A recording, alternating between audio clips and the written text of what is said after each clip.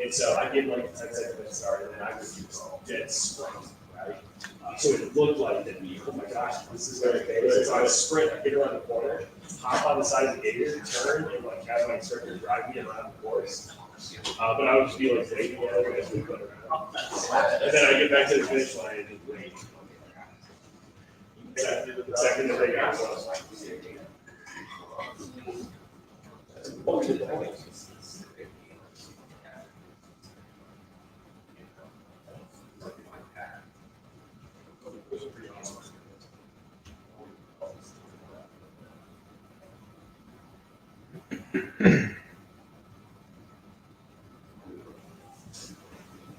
now, vertical temperature. So it's the stability of the surface layer determined by the vertical distribution of air temperature within the surface boundary. 13, so it's 4 to 10 meters. So the measurement at 4 meters, and the measurement at 10 meters. But yeah,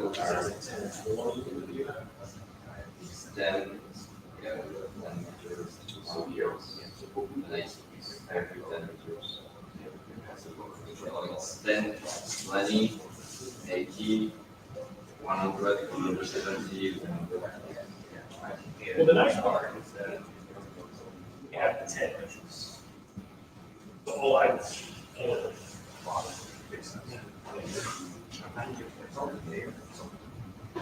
But you know, in or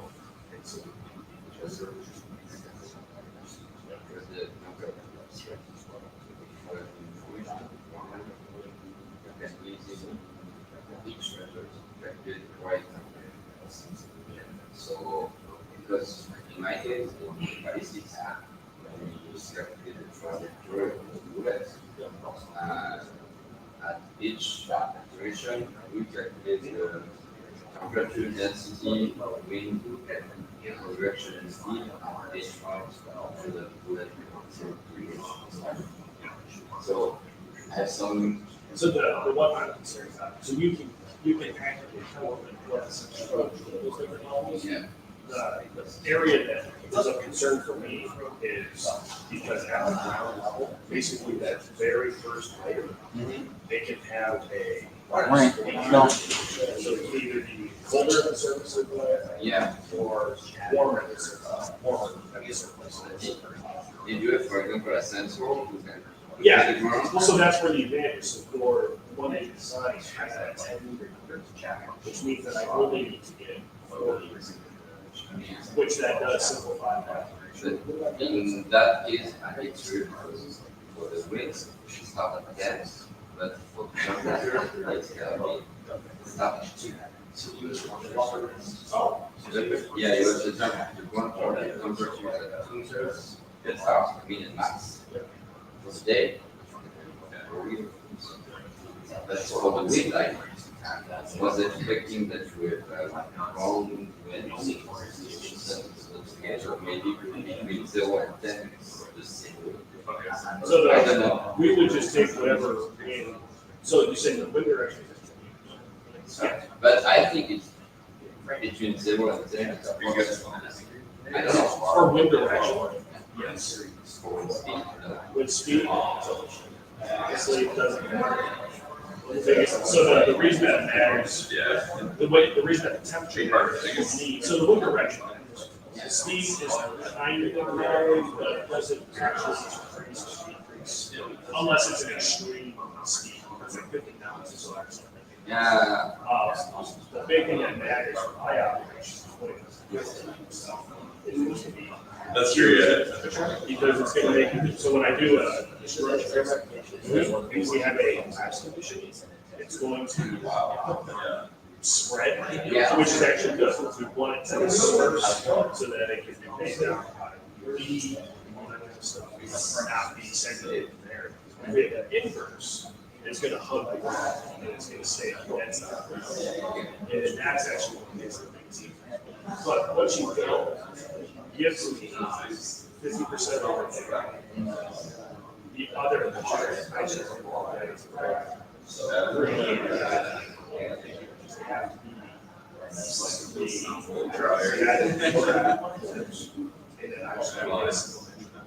Which if I'm being honest, all I'm gonna do is I'm gonna hop off the truck and say grab it. Pro, I'm just gonna stand up on the truck. So that's the end. When she builds it. Activities on the API, I think that's the ID. Yeah, the team product, babies, writing the graphics.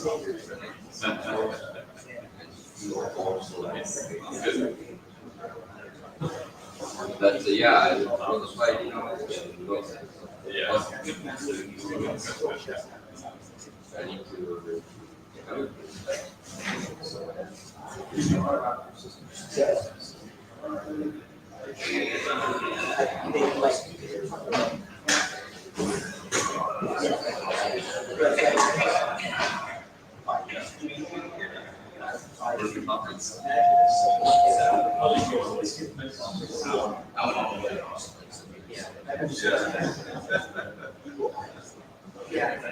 This is different. Oh, Anywhere near.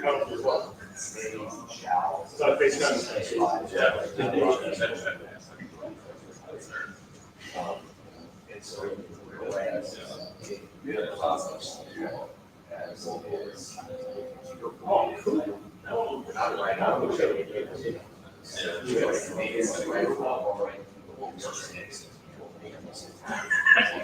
Yeah, it's good. But eventually, we didn't have Here were the recommended.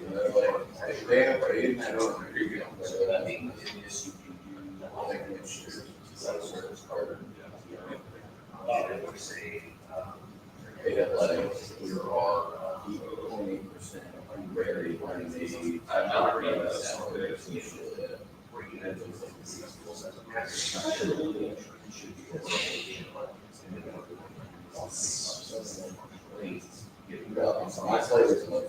Oh, gotcha.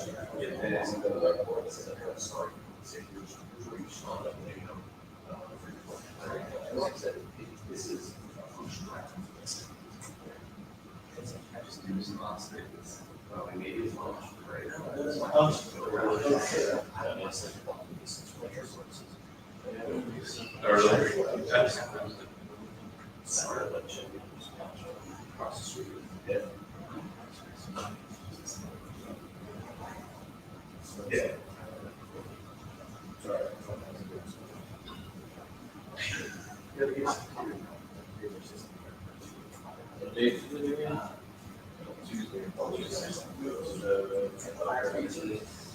No, nothing's the outside.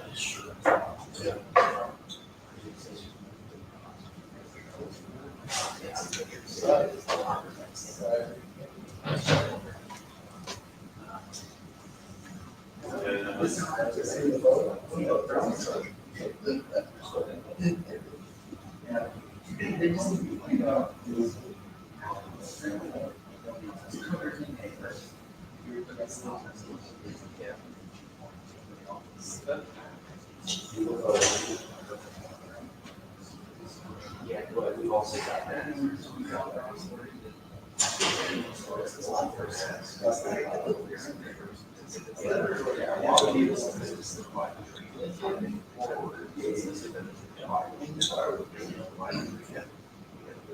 Washington on recommended device.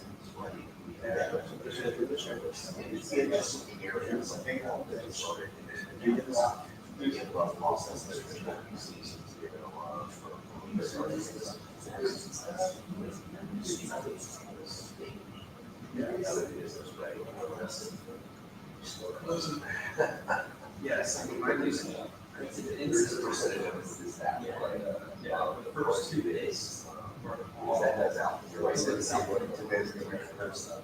And then we're like, music, until I think that's the big show music usually. Yeah. They did that, the trash was dropped, really like chopped it up. This is that, the game. There was still a rush hour.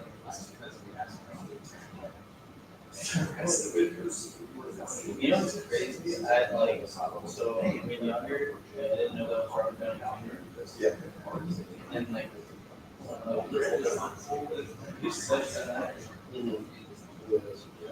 towards the end of the movie. Maybe because I was young. Yeah,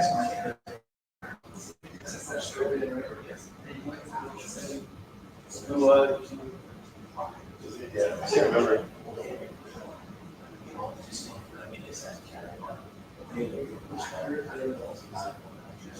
Oh.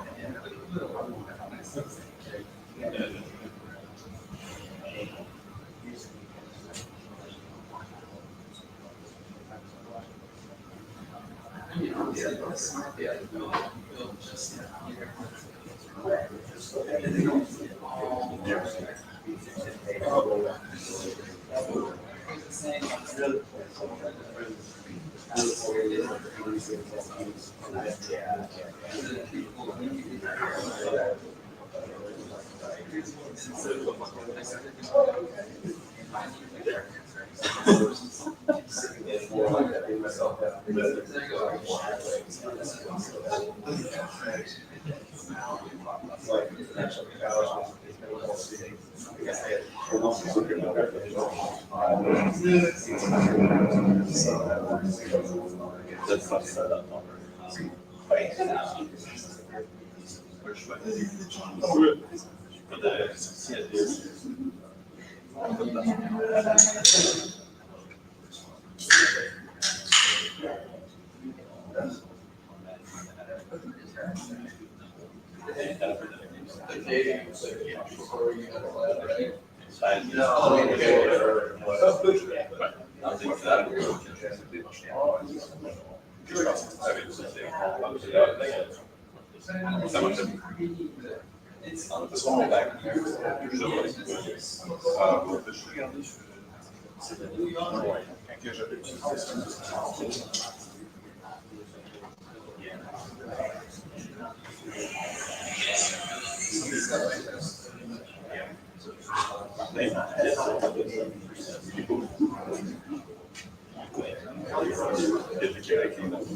quelque chose de mieux, c'est des robots plus affaires.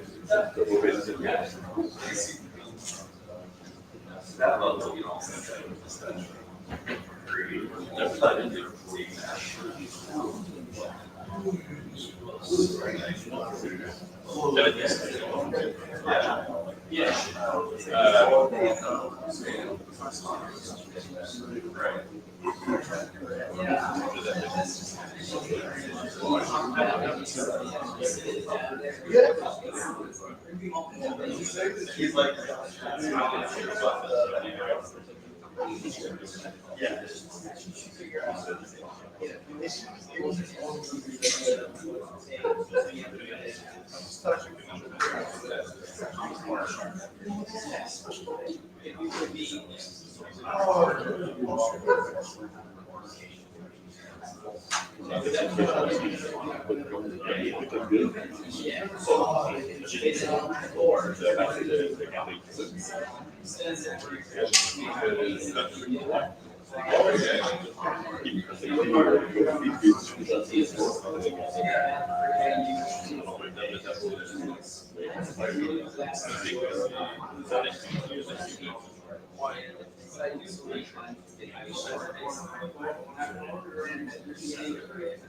Man, it's too good.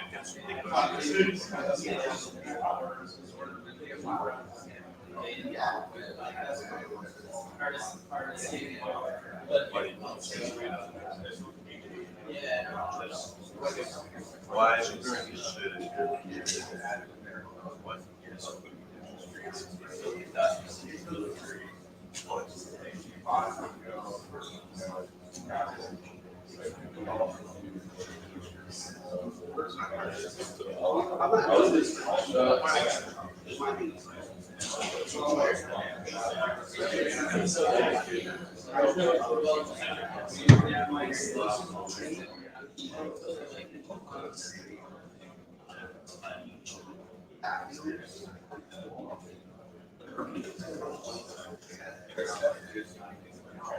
Is anybody going to be a judge? Has Kat talked to anybody? Does anybody in here know they're going to be a judge for the coding Yeah, well, 4 or 5 maybe. What's that? There's a handful of judges. There's been 5 submissions.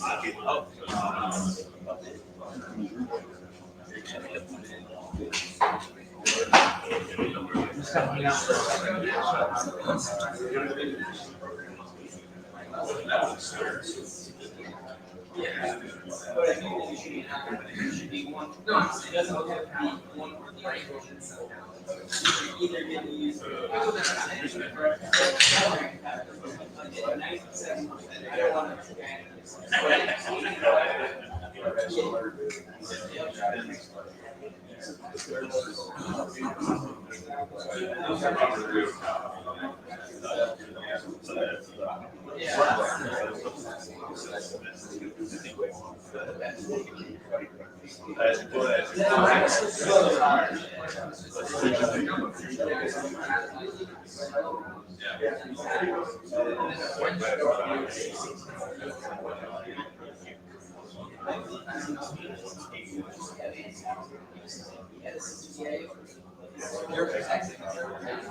So are there any other teams in here that are going to be presenting their stuff?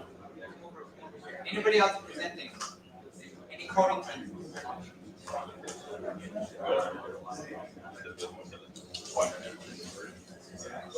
Are there any online folks? Anything that are online?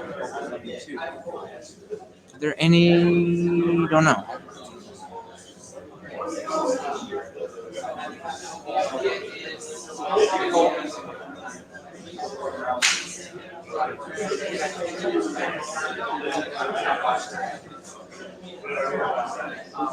There is HDMI cable. So the assumption was that you had to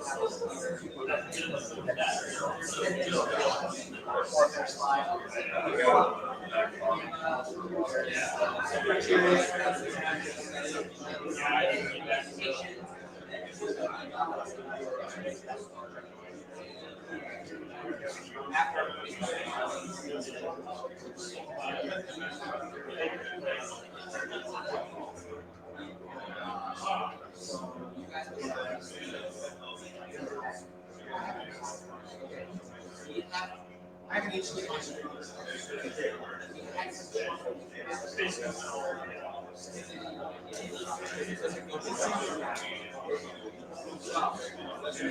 Should we try it? Yeah.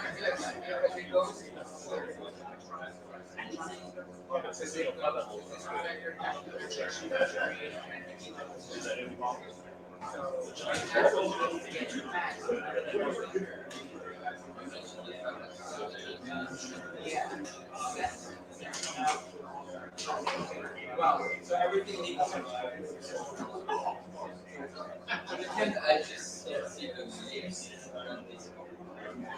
He also took us through this course.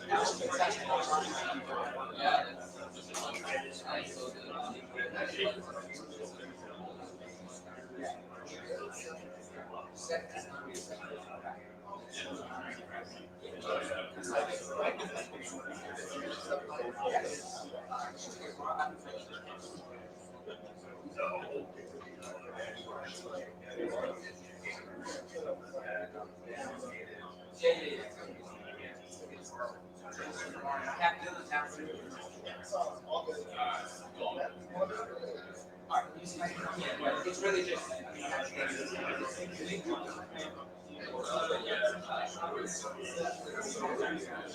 You want me to unplug? Yeah. Just unplug this.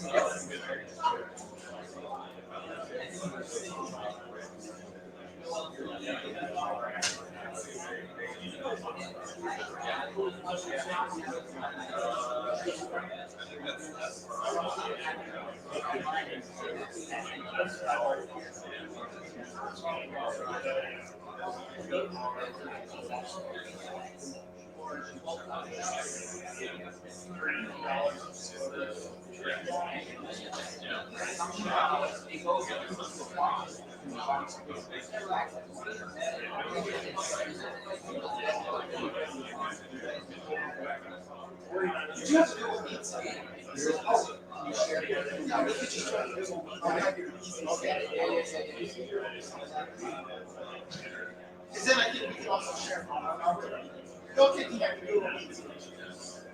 We can connect to Google Meet. Yeah, the online presentation.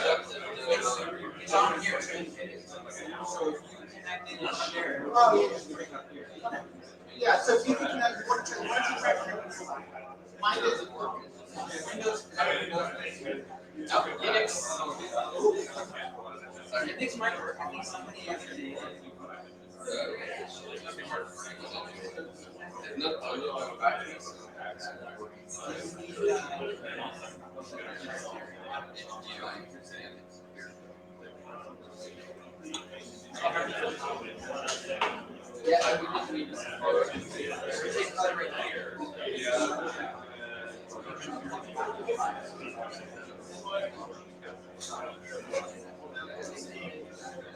You all set up this whole meeting together? Yeah.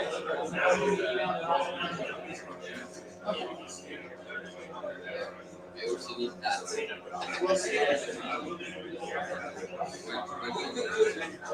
How long did it?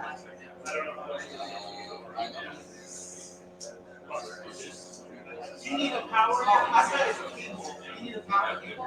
No, it's okay. Yeah, you know, you're good position. Alright, It's yeah. little details.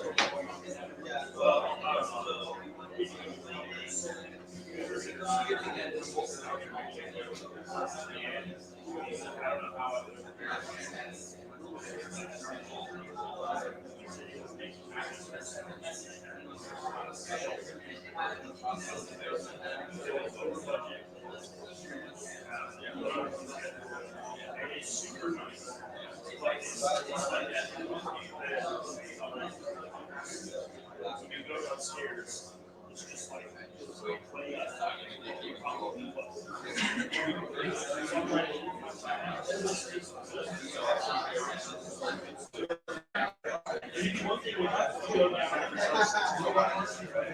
Yeah, okay. Yeah. I can set up on the second floor outside. Is it anywhere to set up on here on the second side? We have a lot. Is it? Yeah. It'll be here. Okay, so you want a power box? Yeah. So there's an HDMI. I have hardware, that's all hardware. I'm gonna set up. I don't know that. Okay. Create a PowerPoint. I'll just create a PowerPoint. So it's like the. So basically, Okay. I'll slide. okay. Yeah. So just HDMI. Windows.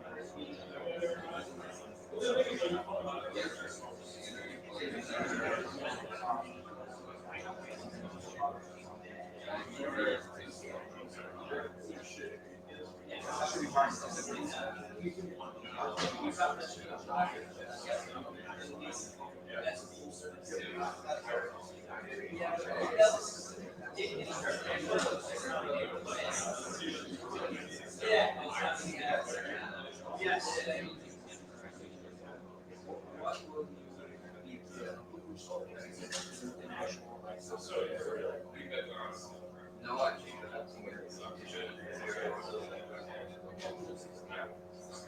If it's just a PowerPoint, you can see your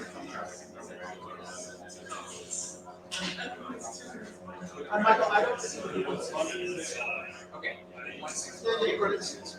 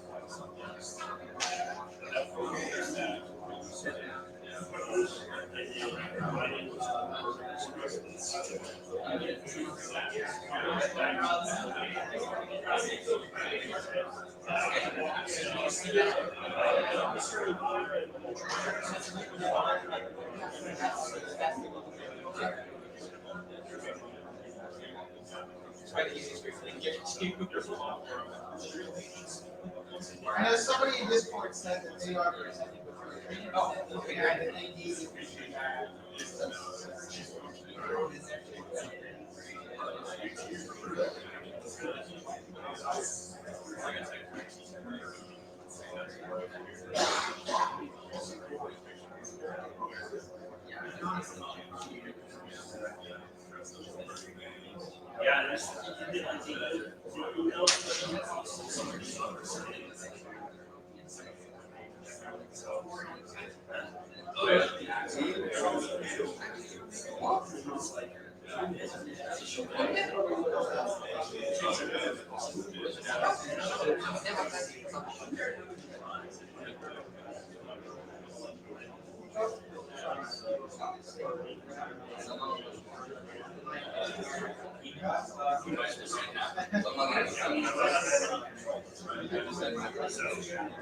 We'll see. I mean, I'm looking at 3 ships.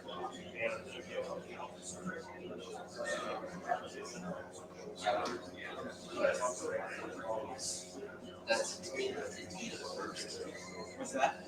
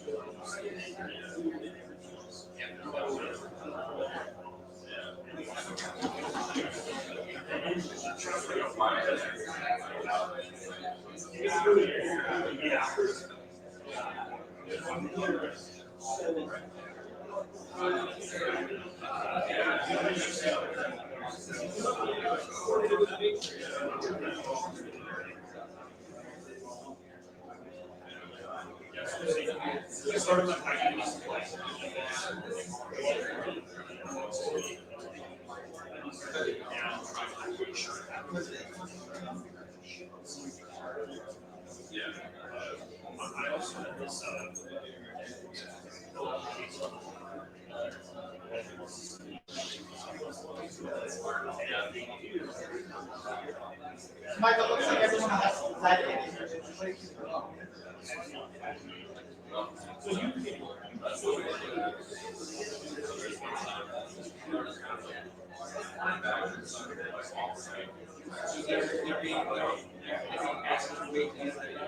Yeah.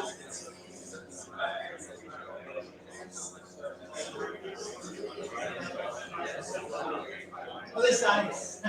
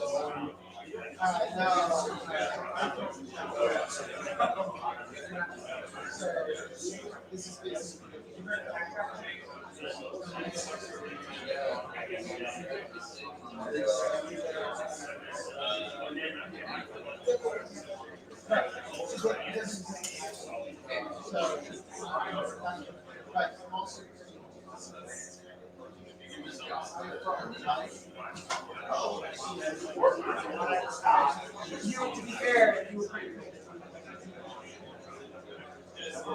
so all of this.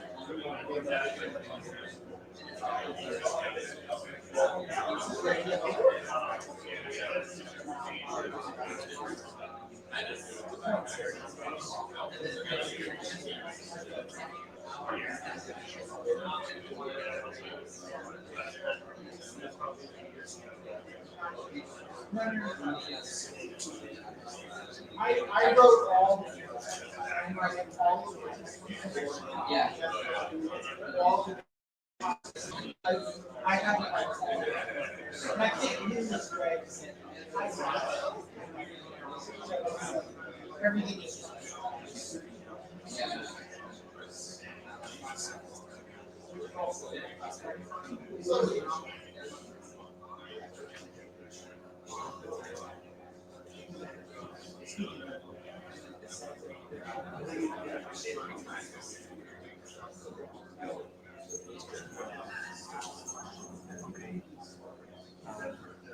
Sure. No, yeah.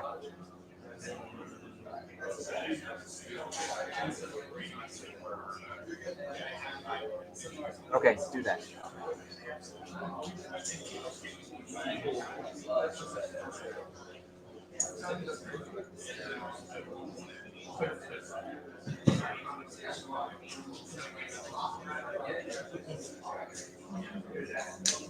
Well, it's also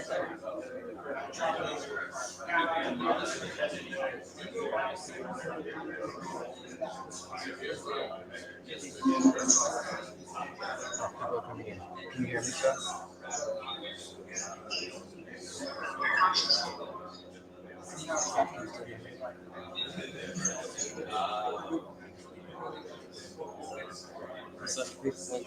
Yep, that's great.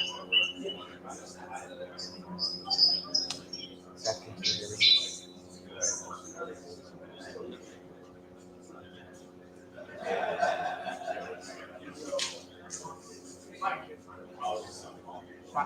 Okay.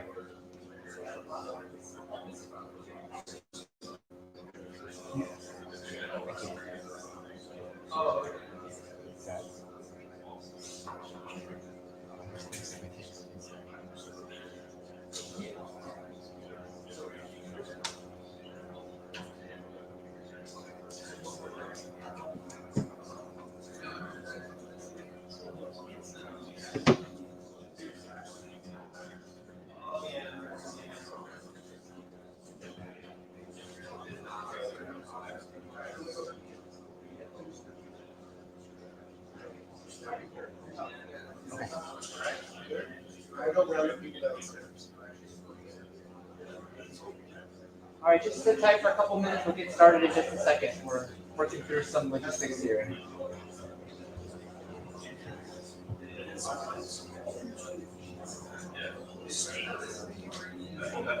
Yeah, can you hear me?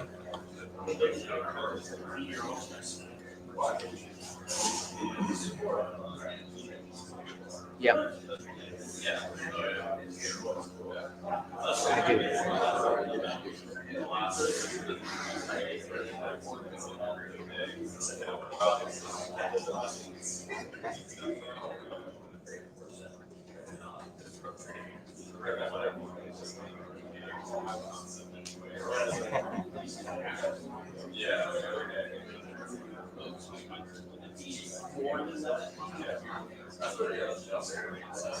Yep.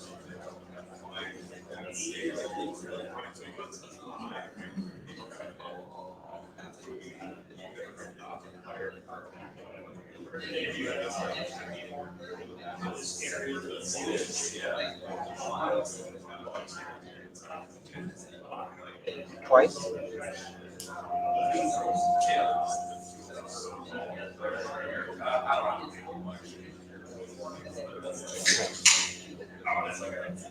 That's me. Okay, and then where's the list of names?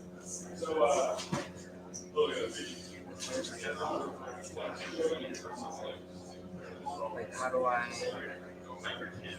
Oh, I just have to join the meeting. And it's gonna know that it's me, right? Or you. No, it was my Safari. Tactic.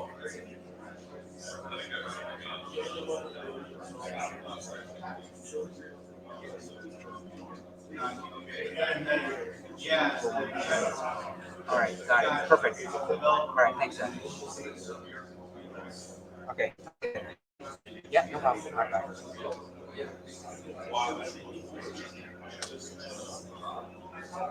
Okay. So just watch this also. When we go back. Join the next case. Then here is this. So you can bounce back and forth.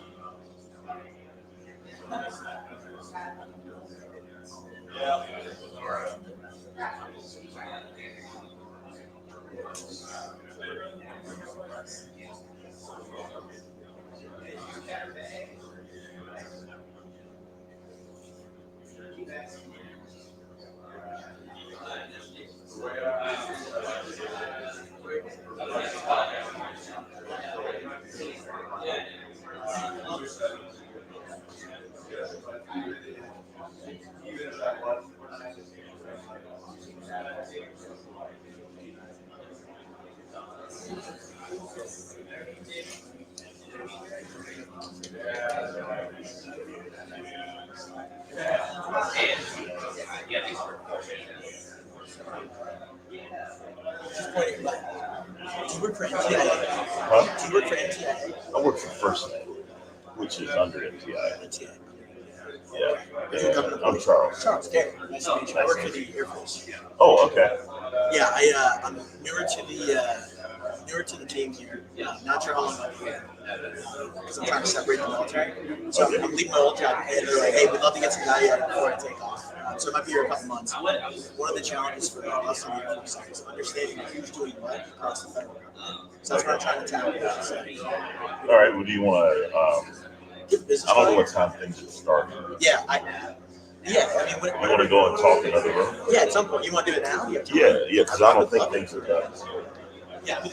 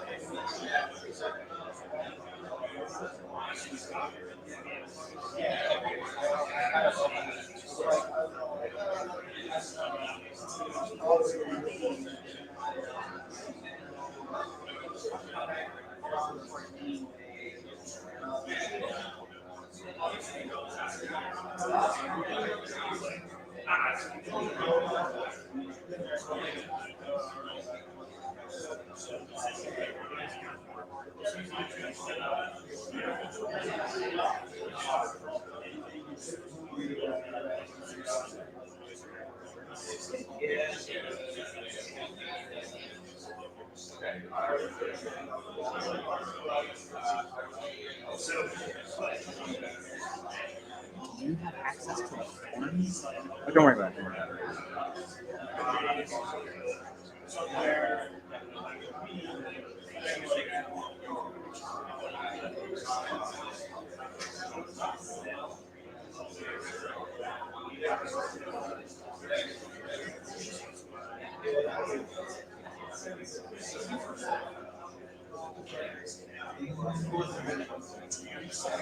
Okay, well, if you can all grab a seat, we'll get things rolling here.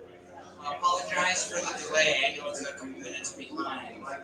Can you hear me okay? Do you guys mind having a seat? That would be great. The folks in the back could sit down. Folks in the back, if you can have a seat. Or, yes, we're about to kick things off. If you need to continue your conversation maybe in the hall, it would be great if you could have a seat. Just apologize for the late delay. We had to go through some logistical processes. Believe it or not, we're actually still ahead of schedule. Because there was enough time allocated for the presentation that we should be good for today. My name is Mike. Good morning to you. I work closely with Seth at the Griffith Institute, and we've been helping to facilitate this event. So if you're looking for Seth, you won't find him today. He had to get back to the office. There's a couple other events. We're doing stuff in parallel. So he had to take off late last night.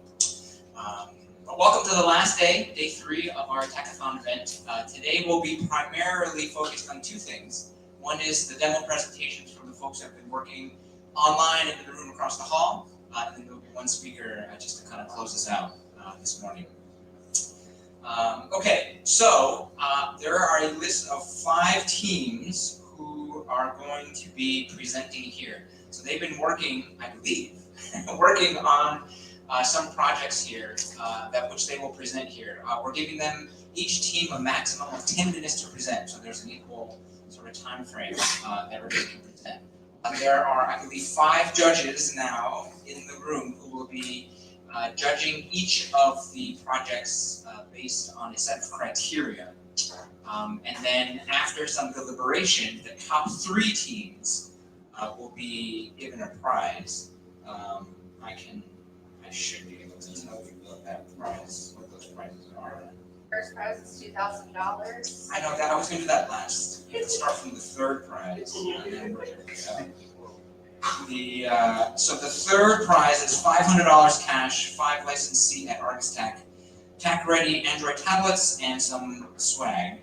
The 2nd prize is 15 licensed seats at Argus Tech, tablets, some swag, and $1,000 cash. The grand prize, as Kat has said, is $2,000 cash, 30 licensed seats at Argus Tech, Juggernaut case mounts, some tablets, and some swag as well. So there's actually a decent thing to try to aim for this competition. Okay, so we'll start with. I'm just going to go in the order that the signups were submitted. So we'll start with Naga Kanaparthi. Yep. Okay, so you're first. Great. Oh, wow. Are you not ready with your deck? Do you want to go second? Or you can go later. Can I go? Yeah, you can go. Corey. Then, are you good? No, just, do you want me to come up there? You can come. Yeah, it's best to come up here. That way, the folks on the stream, and then if you're in the microphone, it'll be easier. Or you're gonna share it to the Google. I'm just, yeah. I'm gonna try. Yeah.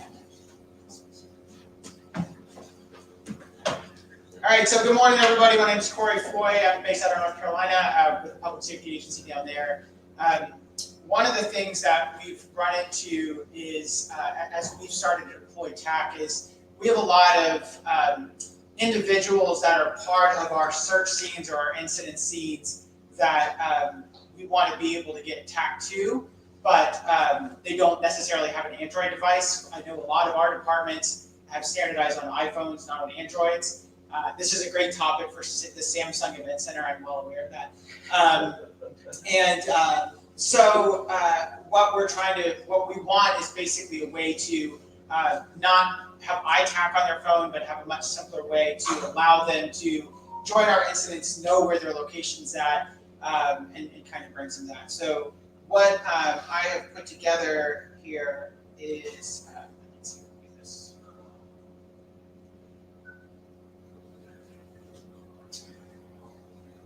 So this is Tag Tracker, but for running on the iPhone, it's running on my device as well. But so the moment that, by the way, when I talked yesterday about Taylor Swift, for those of you all who were there for that, this is now broadcasting the call sign. So I've got Source equal tracker. If you're on the network right now, you'll actually see this broadcasting its location as part of it. Based on some of the feedback we got yesterday, we got a lot of people who were like, it needs to look like TAK Tracker from the Android version of it. So that's kind of what we've got set up here. I've started to duplicate it so that if you've used the Android version, the iPhone version works very similarly. So the idea is that you've got your TAK chat here, and all of your location, heading, speed, all that stuff. However, from our perspective, what we want is something a little bit more than this, and it's not really a TAK tracker, but it's more of like, I almost want to call it like an iTAK Lite. So kind of again, based on some feedback from yesterday, there's some additional modes that I've got here where I can enable an advanced mode. Maybe we'll call it an expert mode, or maybe do something. But upon doing that, what we've got now is it's loading in a map. I'm reading it, so all this is, I had to write all of the stuff to parse the COT and the protobuf stuff and be able to send that back and forth. So I am receiving the COT messages from the local broadcast. I'm just not plotting them on the map. So the idea is that a user who is pulling this in would be able to also get some situational awareness where everything's at. Obviously, I think where this is going to lead to in some of the conversations you're having this morning is the need for like channel support and configuration, all that other stuff. So the kind of future of this is that you can see here in the settings, I've got the server address and port. The idea would be that we can do certificate enrollment with this. We can do the QR code scanning with this. A lot of our agencies are familiar with SARTopo or CalTopo. It's really nice on an incident scene. We can publish a QR code, they can scan it, they can be on the map. With something like this, the idea is that if they have an iPhone, they can also do that and be able to get on our TAK server and then immediately starts translating information and seeing some information, with also being able to potentially just drop dots on the map as part of it. So the infrastructure is in place to support showing the points, being able to do the points, being able to do TAK chat, all those kinds of things as part of it.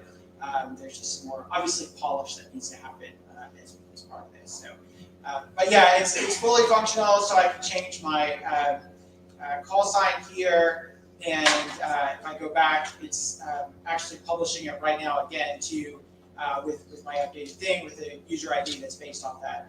All the information is part of here. So that is what I have. Any questions? I know it's not 10 minutes. 6 minutes and 10 Yeah, seconds to go. it's fine.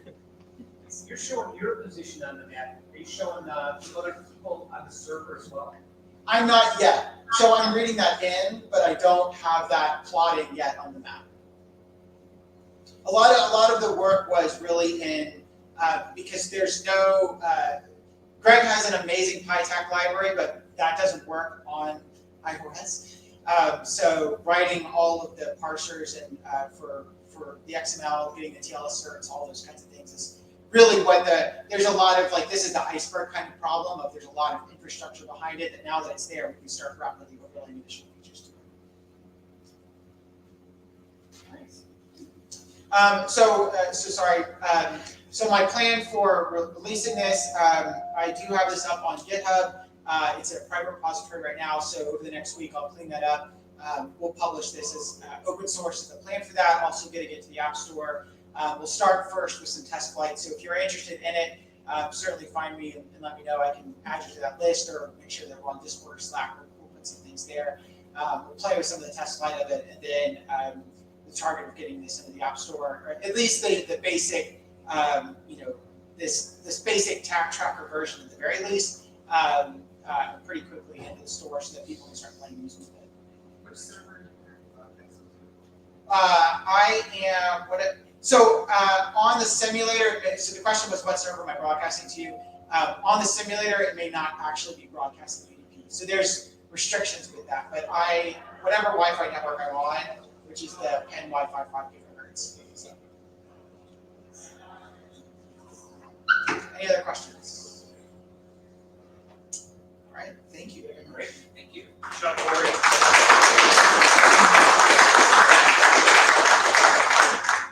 Plenty of time, 5 minutes and 50 seconds, that'll fill that. So I also just probably should have done this first, but there are 5 categories of criteria for the judging so that everybody's aware. Category 1 is importance to the mission set of public safety, security forces, fire, EOD, etc. Category 2 is the likelihood of the product being implemented in a public safety setting. And this is also including intellectual property position and so forth. Category 3 is the quality of the development concept and execution planning. Category 4, consideration of risk and issues may arise in considering a long-term product. And category 5 is overall originality in considering concepts that will serve the public safety community. So those are the 5 areas of criteria that the judges are looking at as they're considering each of the projects here. Okay, thank you very much. Okay, then we'll move to Felix.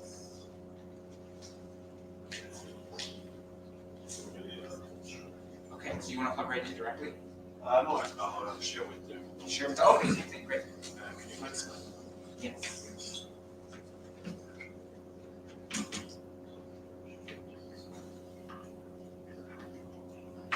Hello, everyone.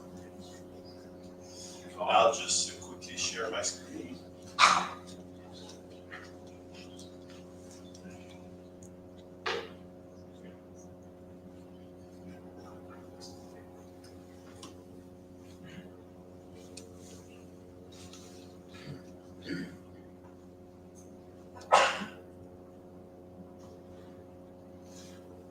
Okay, hello everyone, my name is Felix Poul. I'm from Rheinmetall, Canada. Today we are here to present you our little plugin. Well, first of all, who we are? Well, we are from Rheinmetall, Canada, a company based near Montreal in Saint-Jean-sur-Richelieu. And we were today, this week, 2 developers on site, myself, Felix, and Patrick Bolduc. And we have also 2 developers that were helping us remotely, Martin Boulanger and Jean-Sébastien Frigide. So, what we have done this week, we have developed the nearby ATAK plugin. This plugin can help user find nearby point of interest and incident around them. We use spatial data that we extract from a Bing server based on the current user location. The data that we fetch can be filtered by category, and we can display many information about that specific data. Also, some user action can be made on those markers, as we'll see in the beginning. What could be added to the plugin? Well, it could be any data that is publicly available as a data source could be added to our plugin. Also, we will make sure that the source code is available in the next week. So let's go for a quick demo.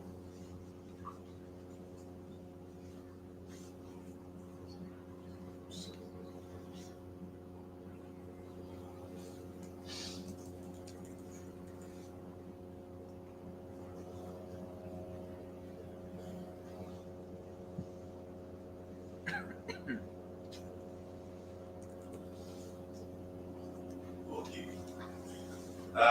Here I'm running on the Samsung S20, our plugin. We have in the menu 2 items.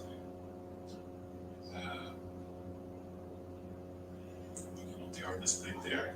There's the point of interest. So right now, you can select a category of which point of interest you want to select. Let's say I want to look for airport nearby. So there are 2 options there. You can find the airport based on the current viewport of the map. So that's what's being displayed, all the zone displayed there. Or you could, so if I select that option, that the plugin will search for every airport that are in that specific area. You could also search based on your current position if you could click self button there, and you can change the radius. I think we can go up to 100 kilometers. So I'll go first and do a search for on the viewport. So I click search, and here I obtain Ronald Reagan Airport.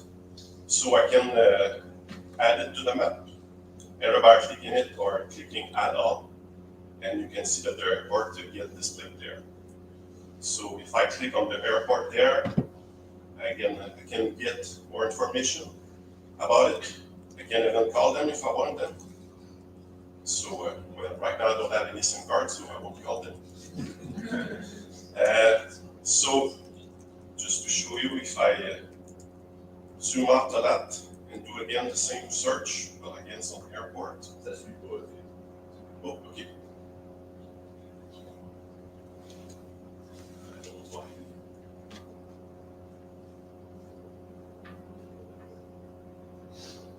Okay. Sorry.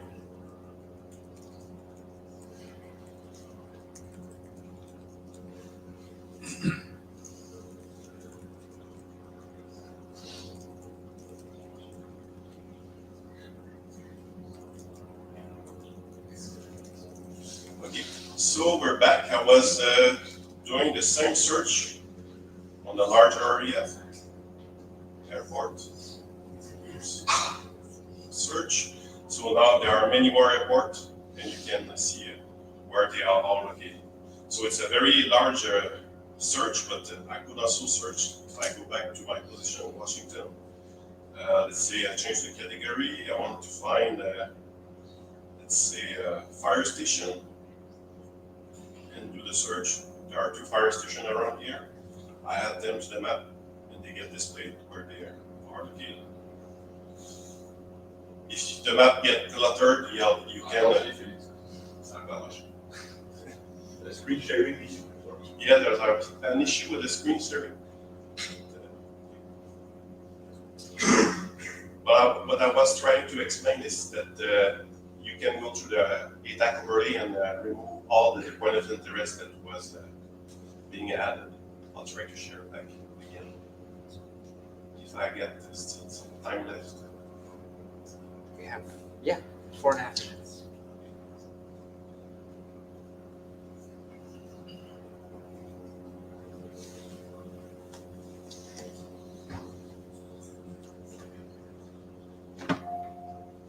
Okay, so I was in the overlay UI where you can see that the point of interest that were added are displayed there, so I can decide to say I want to remove all my search for airport and fire station. So anyone who is already used to work with ATAC will find that the same behavior with the specific ATAC overlay.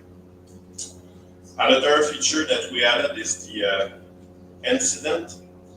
So I will just enable the feature there. It's something that is deactivated by default, but when I activate it, I can show on the map live incident. So that's more dynamic than the point of interest.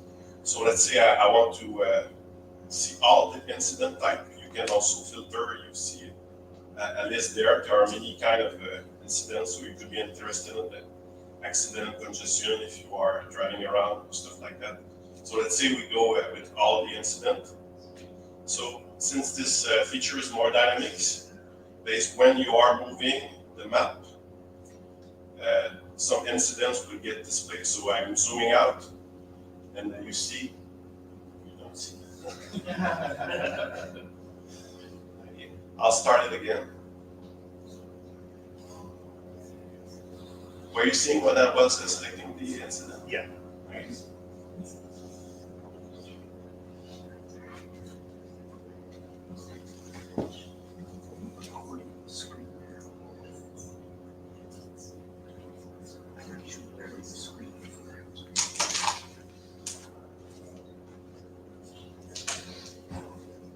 Okay, so I zoomed out again, and there are many incidents that get drawn on the map. Same thing, I can click on a specific incident, and here, if I go closer, select this one, I can get the information about this one. So this is seems to be a traffic incident. You got the description there. Well, something is happening on that road. So that's get updated dynamically. Like I said, can be very useful when you are moving around and you want to know in advance where there could be an issue or any type of incident. So that's about it for the feature that we have implemented. Like I said, we are using a Bing web server for extracting information. So in order to get that, you need to have an account for their service, like any server access. So there's an API key that is required to obtain that. So that's something that is configurable in the plugin. So you could use your own API key to extract the information. So that's about it for the demo. Sorry for the screen sharing. Yes. So 2 questions. The first one is, can we add our own data sets somehow? Well, you need to modify to code to do that, but that's definitely something you could add to the plugin. So it could be something that is offline, already available in a database for the plugin. It could be definitely done. Okay. The second question is, I noticed that some of the icons you are using didn't look like they're in any of the core icon sets. If I said that to someone that doesn't have the plugin, is it just going to show up as a yellow clover on their end? We were using the icons from ATAK, so it should work if you send it to another user, and also if you share them with that package, it should be working. Thank you.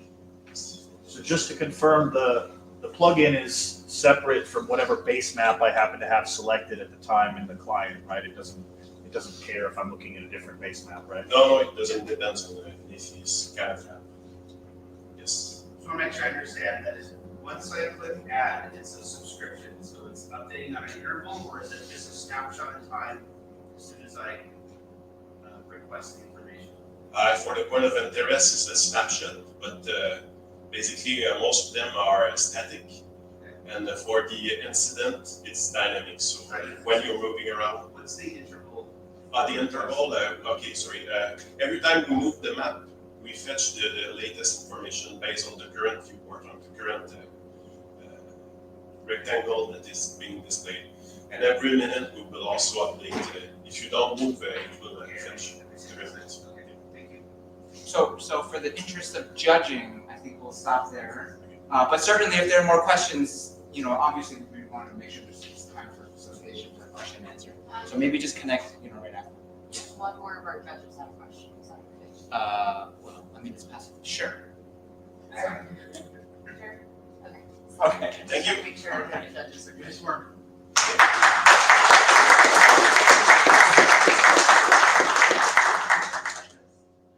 Okay. Great. Matthew. Oh, you're online. Matthew.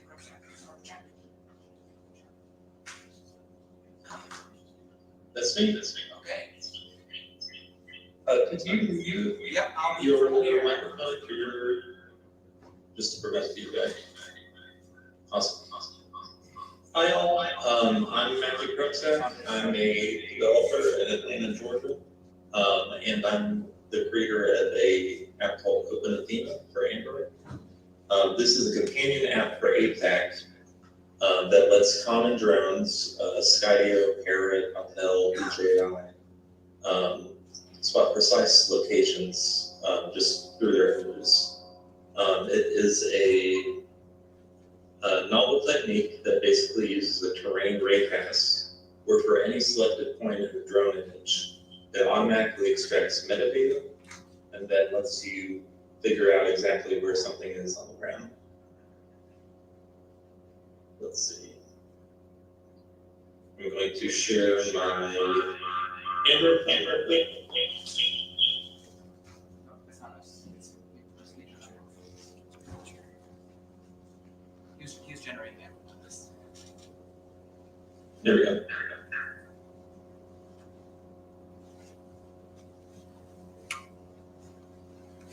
So the user interface is really simple. all you have to do is click a button and then load a elevation model. Matthew, Usually I do like a whole county at a time or a certain part of the state. It can be pretty large. We're getting some echo from you. Do you have both of your devices on? Yeah, I have a phone here.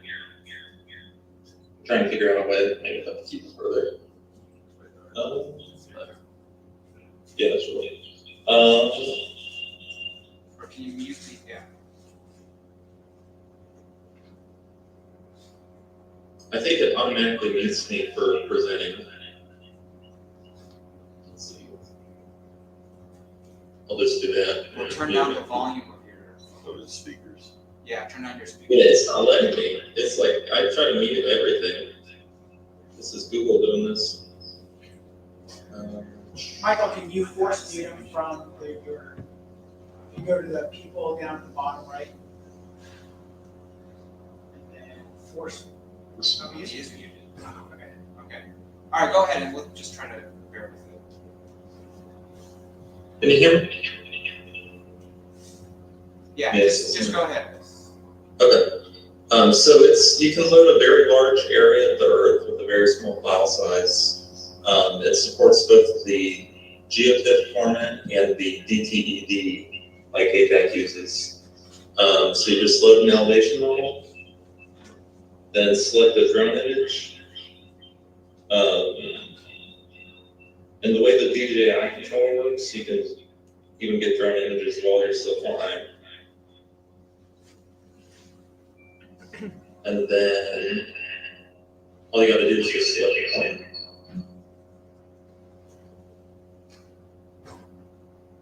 And then it instantly gets it very accurately.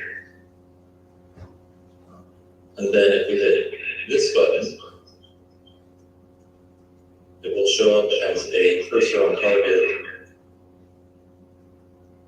in ATAC. Screen's upside down. What's this thing doing? Okay, it's good. Yeah. So it has a database of over 40 different drone models and how their cameras work. So it allows it to get pretty accurate.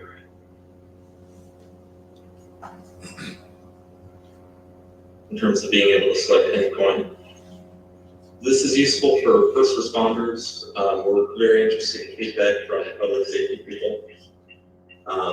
Being able to have that situational awareness instantly from drones is something that we care a lot about.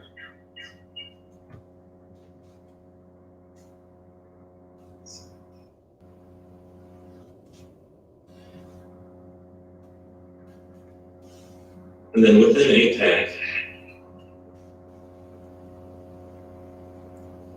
let's see.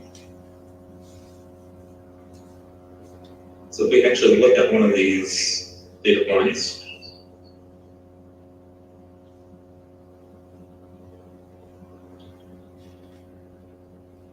we can see that it has some information on the accuracy of the point, and then also precise elevation and grid reference.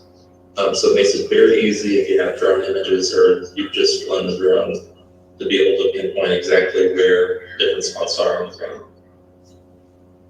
Yeah, that's it. All of this is available at openathema.com. This week for the challenge, I added DTED support. Was the big thing. But yeah, it's available on iOS and Android, and we're really interested in feedback from public safety folks. If this is something y'all might be interested in using. Okay, I'm a little nervous to speak right now. Are there any questions? Yeah, go ahead. What is the future planning as far as how would this develop as new consumer drones come on the market to include their telemetry data to be functional in the same analysis. So the question is, and for future development, how would this incorporate new drones coming in and their telemetry into what you're building here? So we have a JSON file that stores the entire database of all the different drone models, their parameters. So normally as new drone models are created, we look up some public data on the type of sensor they use and the camera interfaces for that. In the next version, we're going to make it so that that file will be user configurable, or you can load it. And then as new versions come out of that file, you can just load it as just a data file. Good question. Other questions? Have you thought about pulling the D10 straight from the ATAC database? Yes, that is definitely something that we can do. I'll have to look more into the ATAC implementation. There's also an API online that can make that automatic as well. So we definitely want to be able to do that. So it's just point and click. The user doesn't have to think about loading an elevation on. That's an excellent point. Other questions? Okay. Oh, yeah, go ahead. What D10 level do you need? Does it need to be like D10 level 2 or could it be coarser? Could you hear that? No, can you repeat the question? What detail level do you need? So you need D10 level 2. That is available from the USGS with the login. I think anything less than 2 doesn't really give satisfactory accuracy. We've noticed slightly better results with the GeoTIFF file format than DTED2, but they're ultimately, they both work the same. Yeah. Anything else? All right. Okay, well, thanks very much, Matthew. Sorry, we only have one camera and it's being used for the live stream, so it's hard to see the rest of the audience here. So thanks for presenting.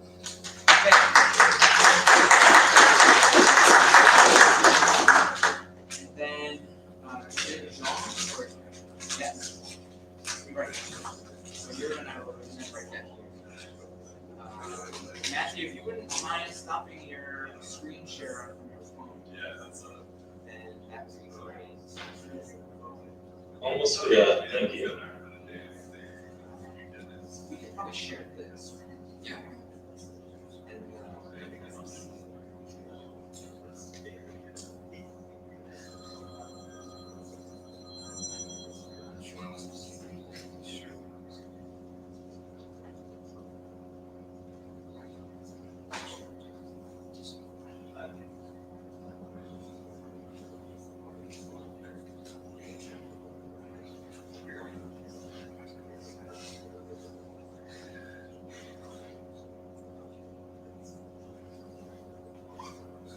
So, good morning everyone. My name is Jean. I come from Belgium.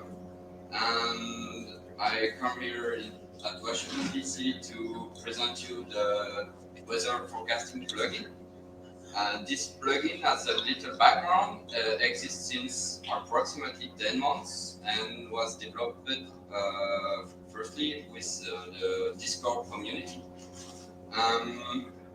I decided to support the first person who developed the weather forecasting plugin and setting up it at GitHub and improve the tool for anyone who wants to have a specific weather forecasting through ATAC. So more basically, the weather forecasting works with a specific open API which comes from a website which is called Open Meteor. And you can easily sending a request to the website, and it provides you a JSON information, a JSON string that you can parse and display this information into ATAC. For the demo, I will not show you something. If you want, the plugin is available through the audio record.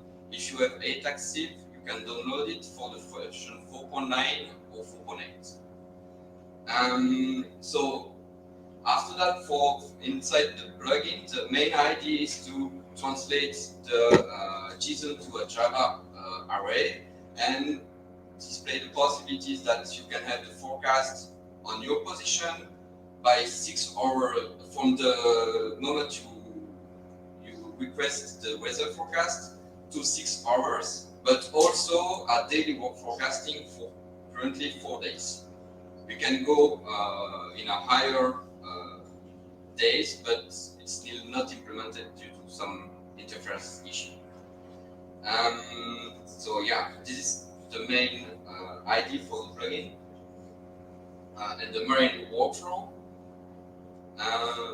So the idea is providing this plugin for anyone, for the mill side, for the civilian side, for the government side, so anyone can get the source code and build it for his nation or specific TAK version.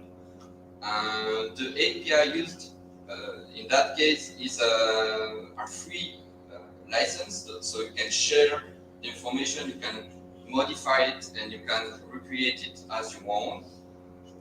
The plugin, as I mentioned, is also available on GitHub, what's as shown in the first page.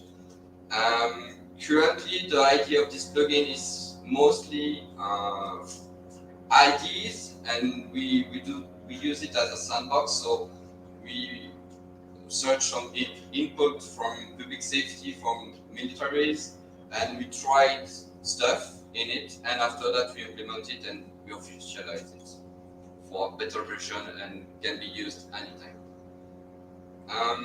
So basically, here is the overlay.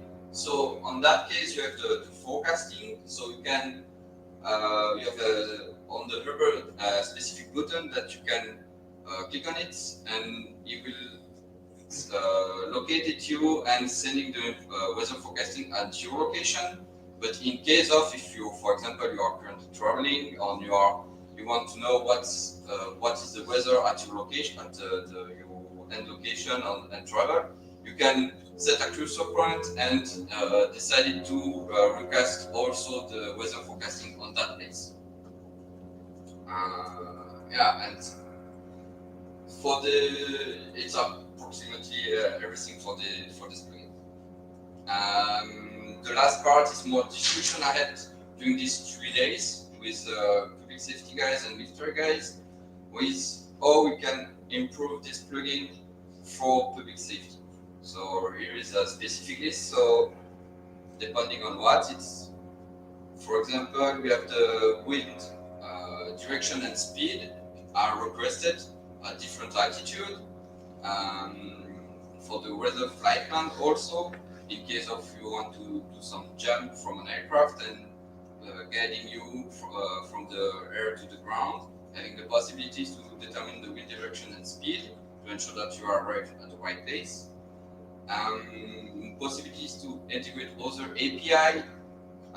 The main idea currently of the API is to do not need it to register somewhere to get an API key and fill the data in the plugin.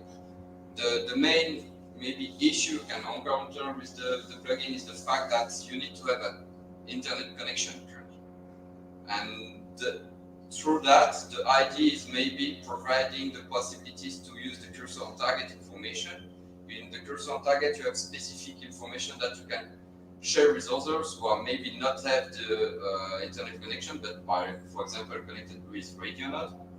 And you can share the information from their location because you have, for example, the internet connection, but not through your mate, as an example. The other idea, and it was a discussion with AJ, it was the possibilities to send the information back to a TAK server, do some data fusion and mapping about the place where you want to have a specific visualization of the weather and how the weather will evolve along the time. So I have a list can continue like that depending on your images. That's all for me. Thanks. If you have any question. Can you show the QR code one more time? Yep. Thank you. I need an unmanaged device here. Thank you.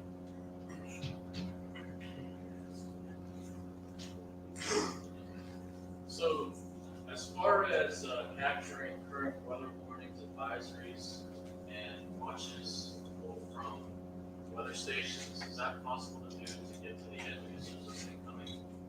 It's one of the ideas. I've not mentioned it, but it's the last sentence. It's the fact that maybe we can integrate med station into the plugin and by Bluetooth or something like that. So if you have an internet connection, you can have the information from external, and maybe also check with the med sensor to see if to do the correlation between the both. As an example.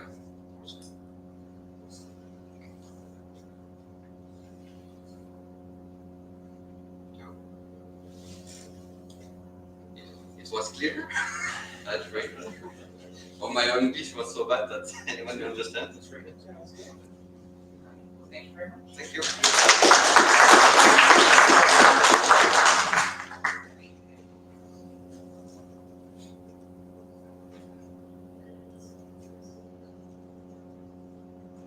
Okay, and then.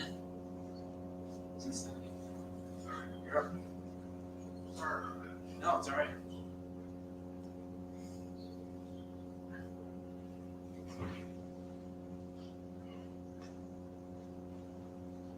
Do you want to plug in directly? Do you want the TAKathon instead for that? It's up to you. Whatever you want to do. Okay. You could do that here, then you can share it.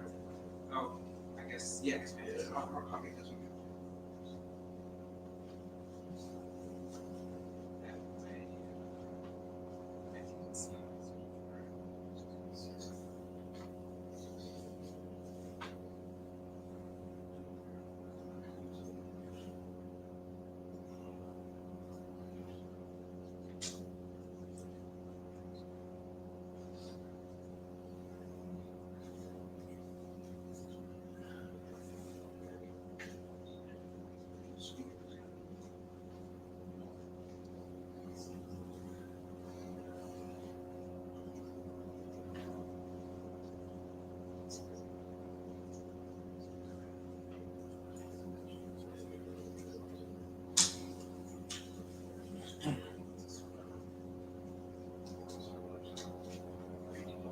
Oh,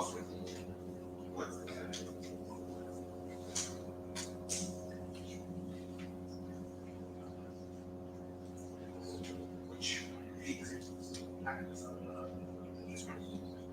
yeah. So yes.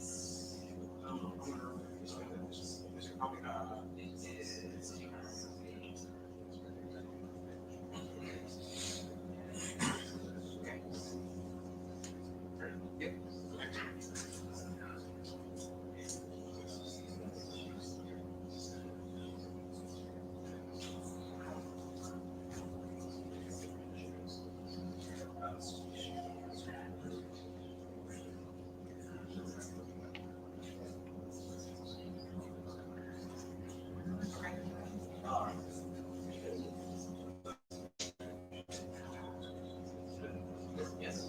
All right.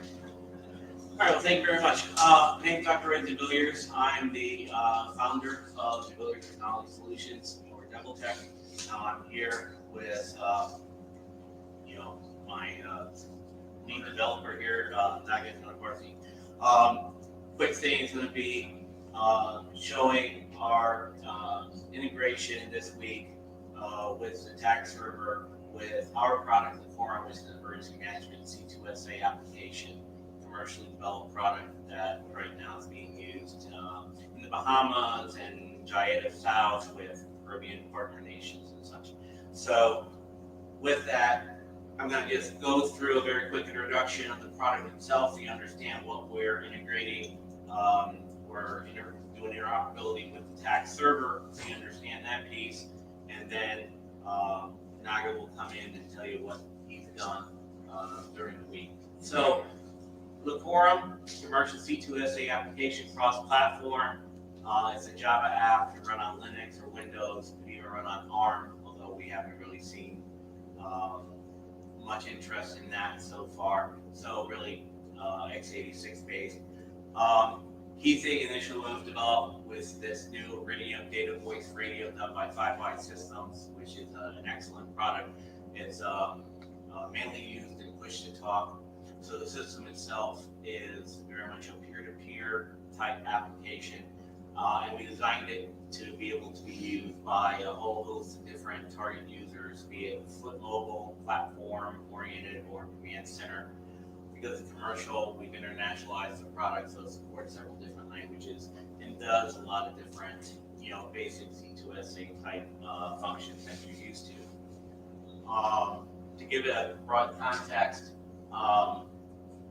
we built in security because some of the customers that we've had and that we're targeting, we're trying to tie this into the U.S. military COP as well as ATAC and just having commercial data-oriented scheme for its use. So this kind of shows you that role here. Like I said, this was meant initially to be something that paired with this Iridium data voice radio. So with that radio, we can do push to talk. So very small packets, but global coverage at a very affordable price, like cell phone plan type operational cost.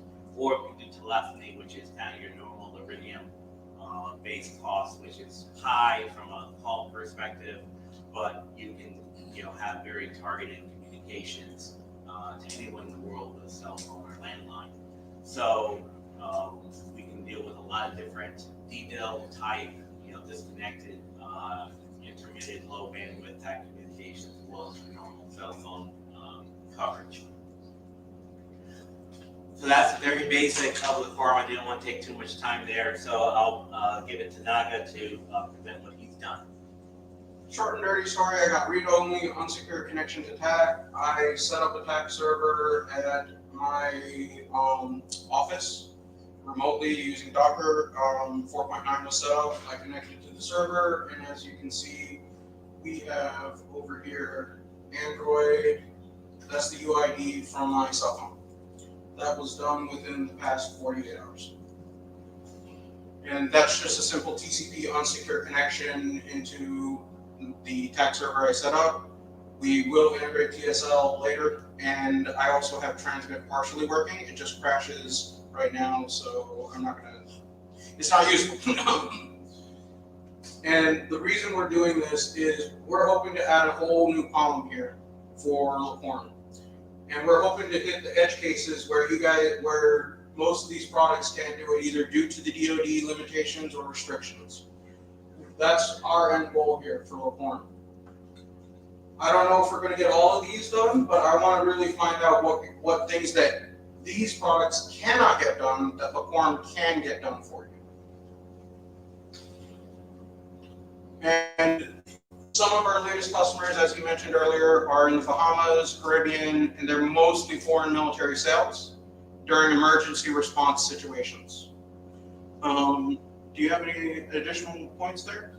No, I mean, as you know, most people in the U.S. have their own C2SA system. So from a commercial standpoint, we're focused more on the foreign market. But the basic way to look at Liquorum is like a commercial Pullman version of BFT, right? Because you have your voice, you have your data, you have push to talk, global coverage, but it's all done from a commercial standpoint. So, with the radios that you can connect to this, you can do, commercial account, you set up, what type of coverage area you want throughout the world. So normally in development, we've got people in England and Florida and Virginia and, people trying it out in, Chile and so on. You're seeing all these people on the screen all at the same time.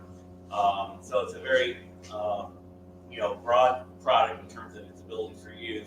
it was aimed more for the middle market, where you have to coordinate a lot of various teams. So we did this so that you could have multiple map views going on at the same time, so you can look at what's going on in different areas, and be able to, use the Iridium network for chatting and voice comms and so on, as well as your normal kind of common operational picture view. So, and it's currently being, really looked at by, countries like Colombia, Chile, Brazil, Philippines. So there's a lot of interest there in this product. And then again, we do have sales done with the Bahamas. It was used during Hurricane Dorian, and there was no infrastructure. So this kind of checks the box in terms of one of the things that was listed in one of the slides in the first day about integrating TAC with emergency response systems. Thank you. Anybody have any questions, concerns? Well, that's what DeltaTech is. I want to know your TAC trivia questions. I'm launching a TAC podcast. That's a QR code. Send me some interesting history questions. Thank you very much.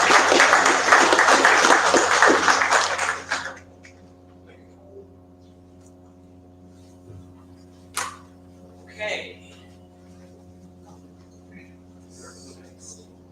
That is the last team, so all five are presented. So what we'll do is we'll have the judges. Kat, do you want to facilitate the judges? Hey, Kat. Do you want to facilitate the judges' consolidation of results? Maybe you can go to the coders room with the judges and just kind of. I'm gonna take my judges to the court. Yeah, that's right. Yeah. Okay, so if the judges can all go with Kat, I'll have the data and I can start to consolidate for you. How much time do you have for judges? It's like 10 minutes. And then we'll take about a 10 or 15-minute break, and we'll meet back here at about, let's say, 10:40 or 10:45.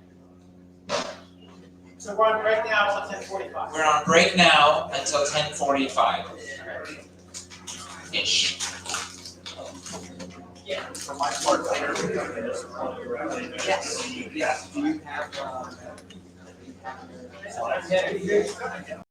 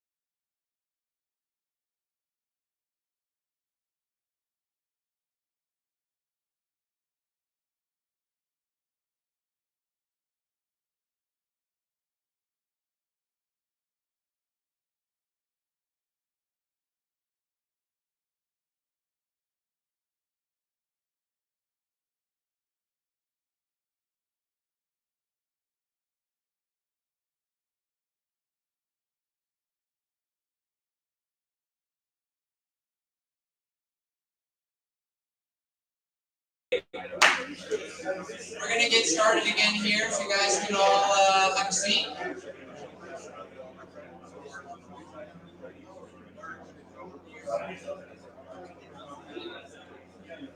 We're gonna start back up again. If you guys could all have a seat, that'd be great.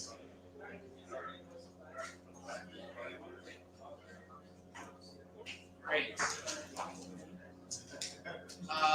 So just, let's see. We're going to, before we actually announce the winners, and then get into the final elements of our agenda for the day, for the conference, we wanted to invite Ralph up just to say a few words, just as we begin to close out the conference. So Ralph, come on up. Thanks everybody for coming. I have no actual prepared remarks, so first of all, thank Samsung for hosting, Wicker for presented by, and NICEDEC for fueled by. They all helped make this possible. As did NSIS, who, I don't know why I don't get mentioned there, but they were a big supporter too. And also, thank you to all of you for coming and bringing your ideas and showing off all the things that you've done with TAK. That goes for the first responders, the vendors, and the developers. You guys all are what drives a big piece of this community. TAK is a dual-use system, and you guys are super important to that. And yeah, really, you guys deserve a hand. Okay?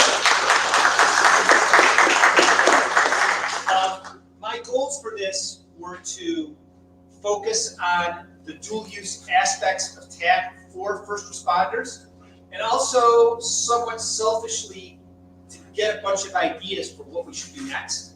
And I got a bunch of those. Thank you. As a result, I think we're probably going to do this format again. Not definitely, but probably we will do another TAKathon-like thing in February, possibly in Tampa, and possibly focused on dual-use applications of machine learning. We're working hard to make machine learning a first-class part of TAK, and it's clear to me that there's a lot of things that can be done that combine machine learning with TAK in a bunch of different ways. Look forward to the next couple of months about ideas there. I have, again, no prepared remarks, so really, thank you all for coming. I really appreciate it. We're going to do a hot wash right after this because I'm super critical.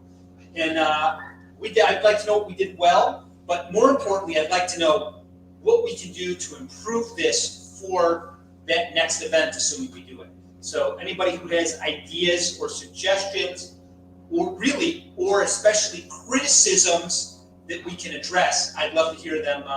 And I think we have lunch after this too, so let's have lunch and talk about what we should do better. Do we have any questions for me before I turn it over to find out who won? Questions? Anybody? No? Yes, Kevin. Yes. No, I said, yeah, you. No, sorry. It's not Kevin, I apologize. Yeah, my question was on ML. Do you have any ideas of which we see that ML do?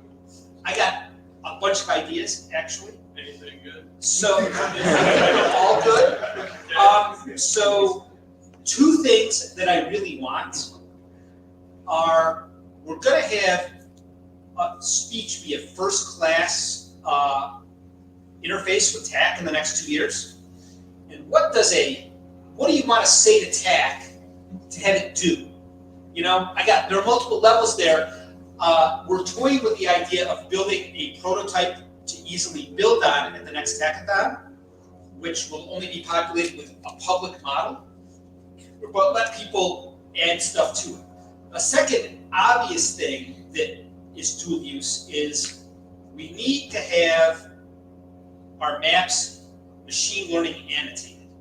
There was a company here, Preligence, who was here yesterday, and they're doing things that I was unaware of the company or their capabilities until yesterday, but some of the things they do are things I want to do. I want to be able to give you a map. I want the machine to label it and tell me what's going on and share that labeling with everybody so we're all on the same page, not just with the picture, but with the symbology for what you're doing. And that applies equally to the military and the civilian world. So those are two things I really want.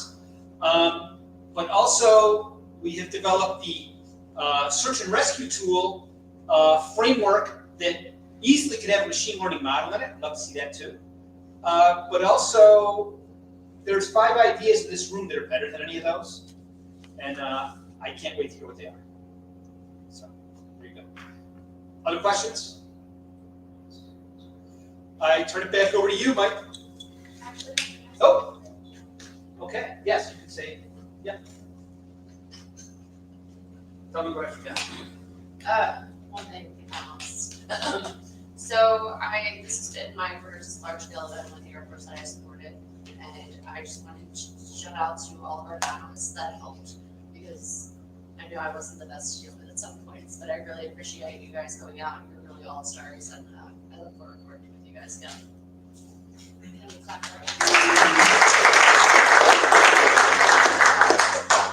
All right. So most likely during lunch, for today for lunch, we're planning on having the food up here on the 3rd floor in the quarters room. That'll make it easier so you don't have to go up and down, to the 6th floor and whatnot. But the Amazon folks are on the 6th floor, so if you want to talk to the Amazon worker folks, they are still there on the 6th floor. So feel free to. You want to wait that for lunch? No, they'll come up to it. I'm just saying I don't want to call out that they are still there, so they can talk to them. And so during lunch, if you'd like to provide some feedback to Ralph, just find him. He'll either be in the back over here somewhere around. You can eat and talk and provide that, that constructive feedback back to him. Okay, great. So the awards. First, thanks to all of the teams that were working this week. Let's give a round of applause.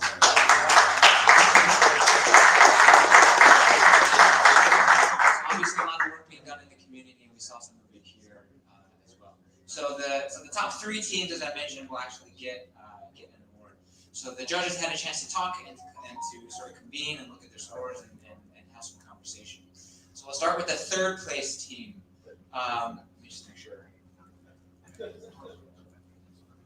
Did they announce the name wrong once at like the Oscars or something? Is that no? I don't want to be that guy. All right, so the 3rd place team, the project, is the Weather Project.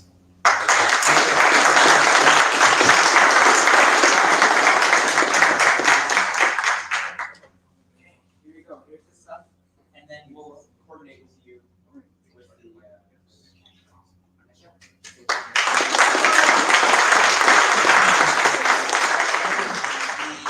2nd place project is the iPhone TAKathon.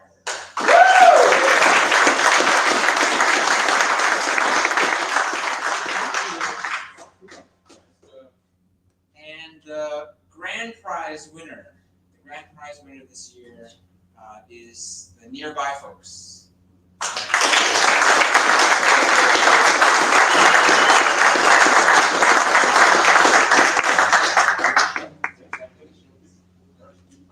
Like I said, we'll get in touch with you to work out the logistics. Yeah, Nearby, have you considered using USGS and NGA geomains data as your points of interest?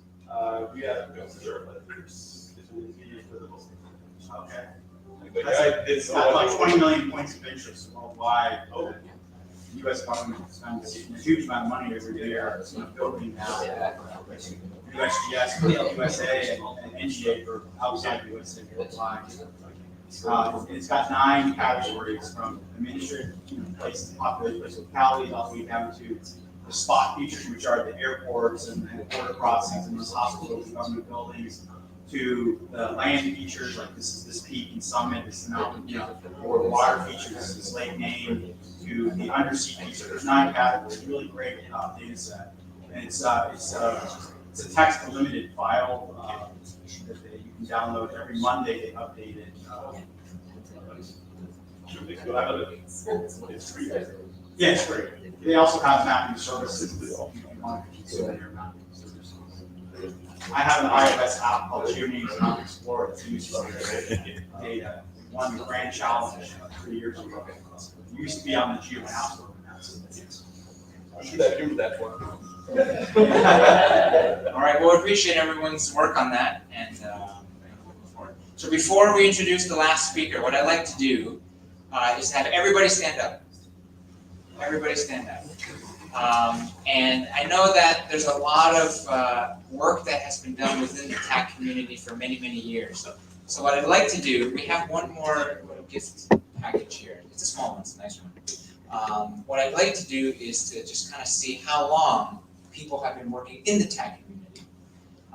So what I'd like to do first is to start at the top end. So I talked to Ralph earlier today, and he said the earliest mentions of TAC were in something like 2003, so something like 20 years ago. So if you have been affiliated with TAC for 20, I guess 20 plus, I don't know if that's possible, but for 20 plus years, if you have been, have a seat. It's 19 years. 19 years, okay, so 19 years, have a seat. Okay, so that would be Ralph. Okay, if you've been involved in the TAC community, let's say for 15 years or more, have a seat. Oh wow, okay, so they all left already then. If you've been involved in the TAC community for 10 years or more, have a seat. Oh, there's a couple, okay, great, great, great. So take a look around. These are the sort of the experts in the field here. If you've been involved in the TAC community, let's say for 7 years or more, have a seat. Okay, great. How about 5 years or more? This is good. This is a lot of sort of current participation. 4 years? 4 years or more? Okay, 3 years or more, have a seat. 2 years or more, have a seat. So are you guys still in, or are you guys sitting down?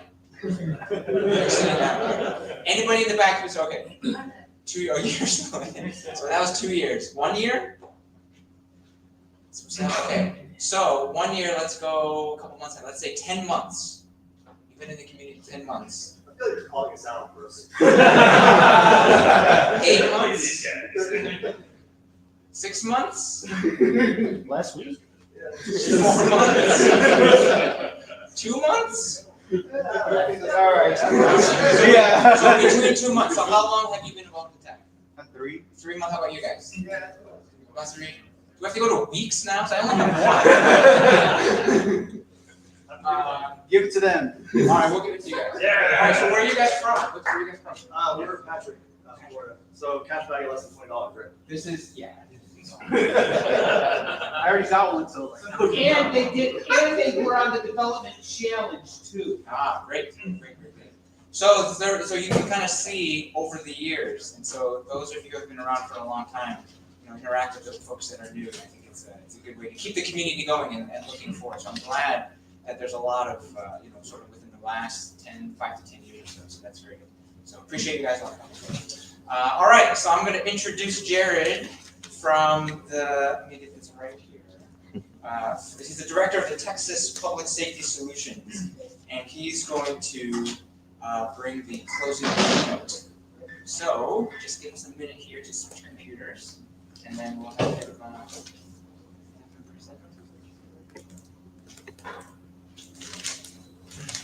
All right. Thank you. I feel like that's a really good exercise to be exposed. Those of you who thought that like some TAC OG was gonna deliver the closing notes, and now I'm exposed as a newcomer. I didn't even notice. Why were you recording?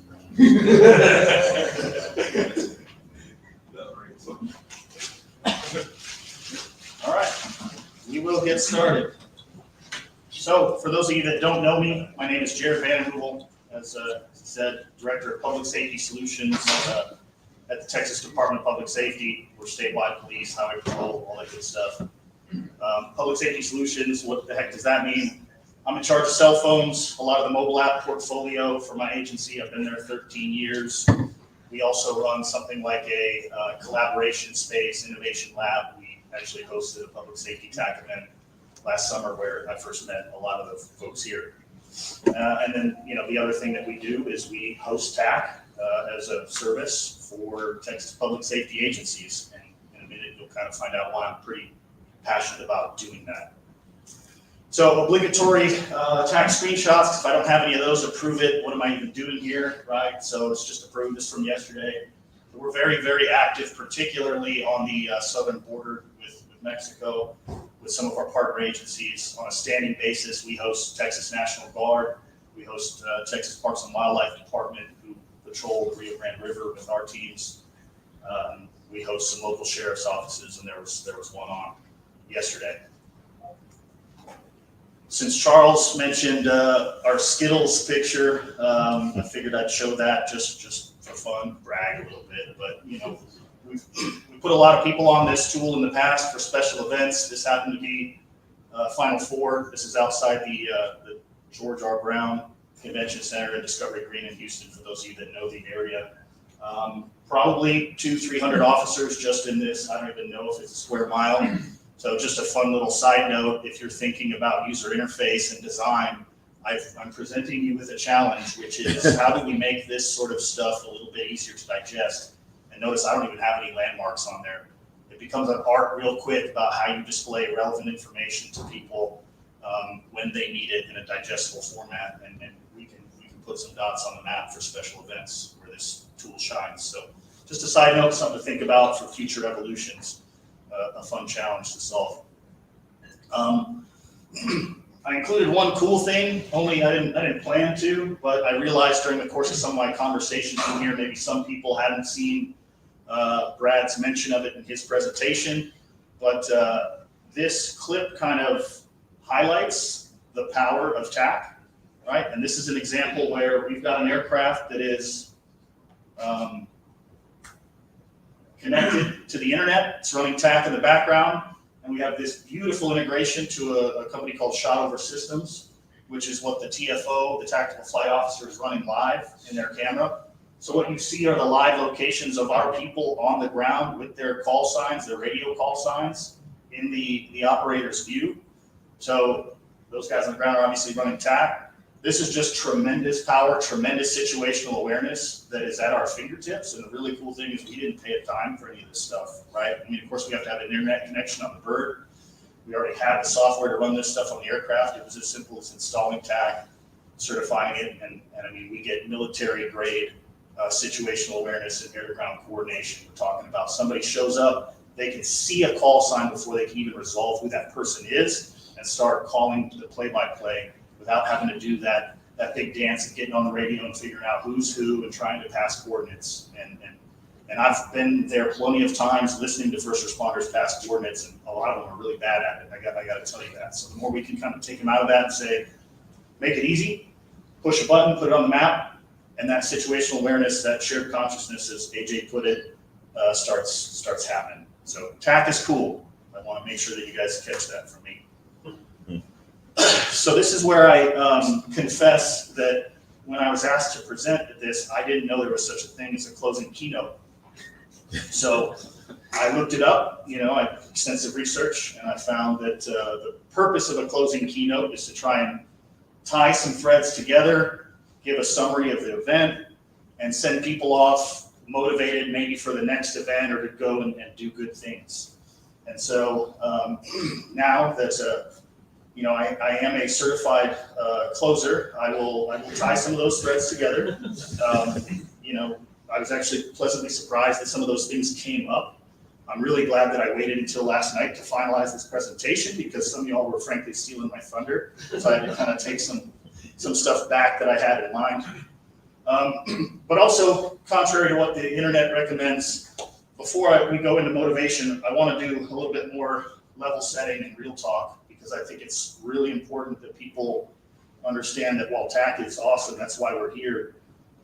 This community that I'm a part of, public safety, I think is a really challenging one to work in. And I want everybody to know what those challenges are, because it might give you more insight in how to make better solutions or how to work together better. So while I truly do appreciate everyone that's here, love the innovation that we saw, the challenges were awesome. And love, this is a great venue. We appreciate the sponsors and the organizers that made this happen, and the solution providers that have been here for a while. But you need to understand interoperability and fragmentation as kind of two themes that I would encourage all of you, and the public safety side too, to keep in the back of your mind, because they run through everything from a challenge standpoint in terms of adopting this stuff and actually making it happen on the ground. It's almost cliche at this point to keep going back to the 9/11 well to talk about the lessons learned there. But unfortunately, I don't think we've taken the lessons to heart. I think we're still learning them every single incident, right? So, and for some of you that may not know, I'll just repeat the very short version of one part of the story, which is that, at 10:08 a.m., this is after the South Tower had collapsed, there was an NYPD aviation unit circling over the North Tower.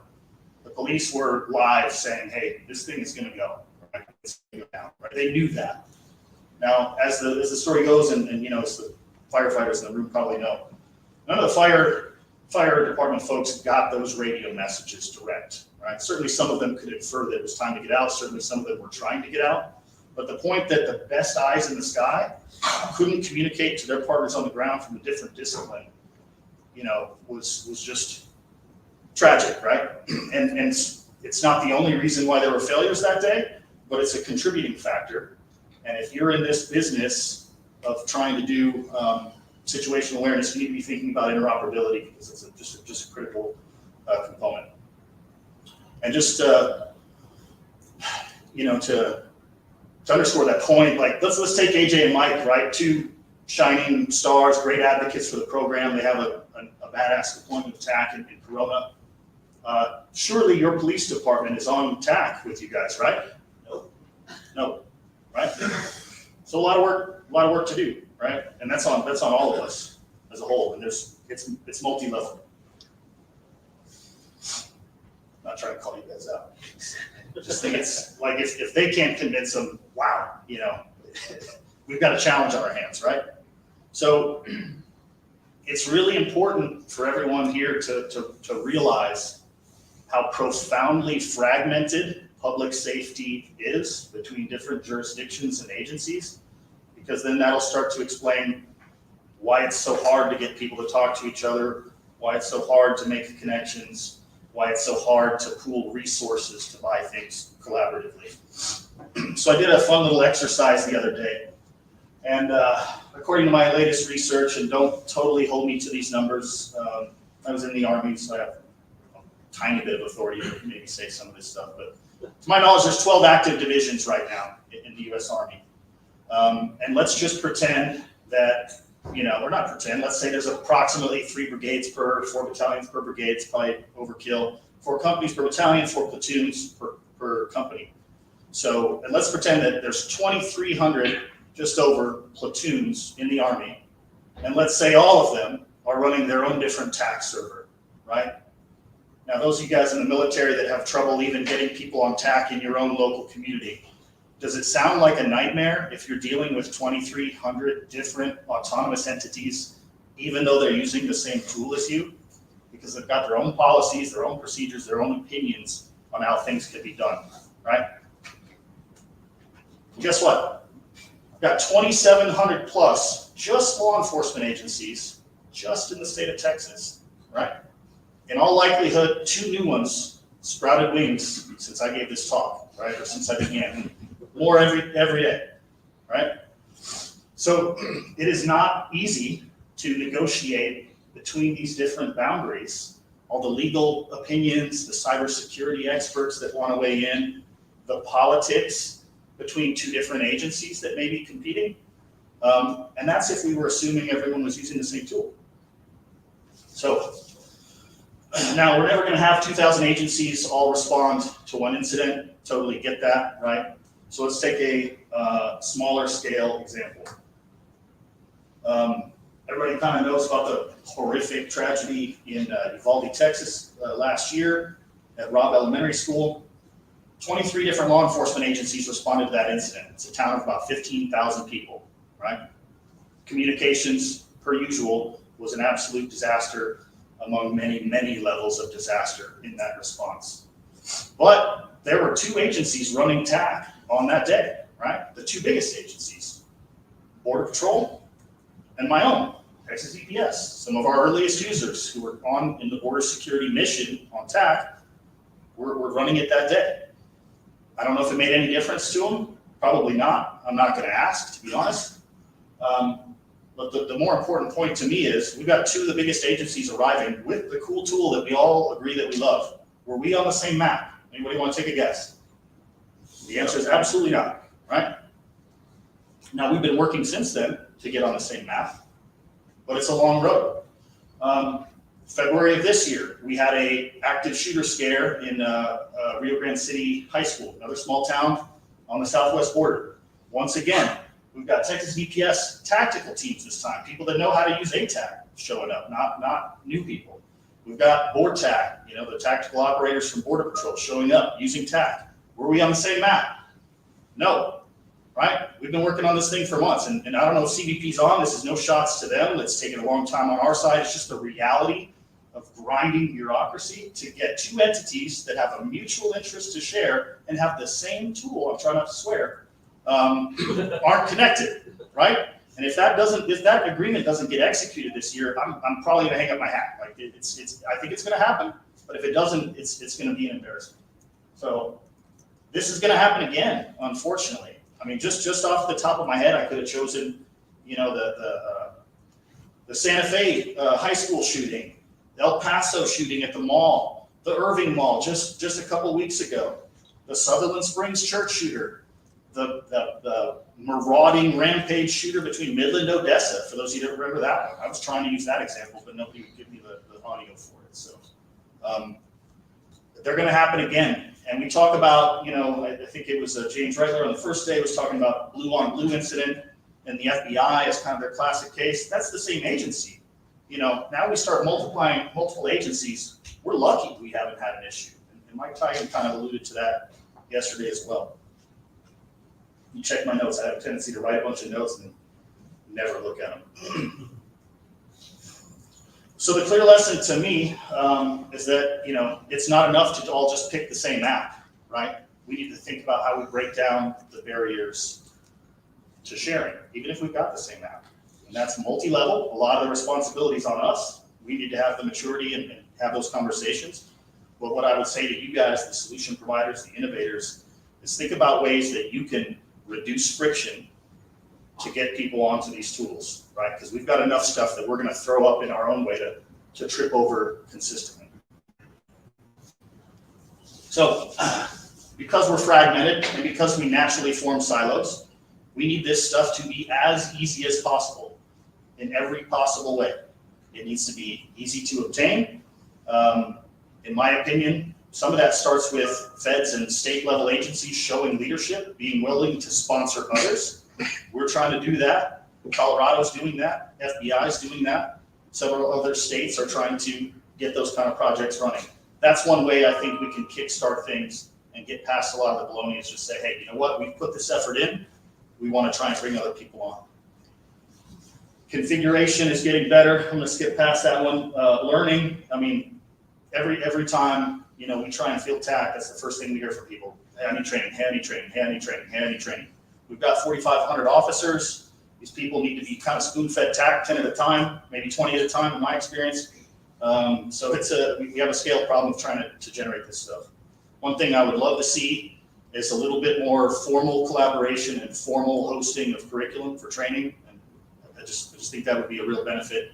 We've got a lot of little, I don't want to call them silos, but we have a lot of little bits of excellence here and there, but I'd love to see that sort of stuff consolidated and look official and maybe somebody kind of sponsor that to really give it that extra touch of production quality.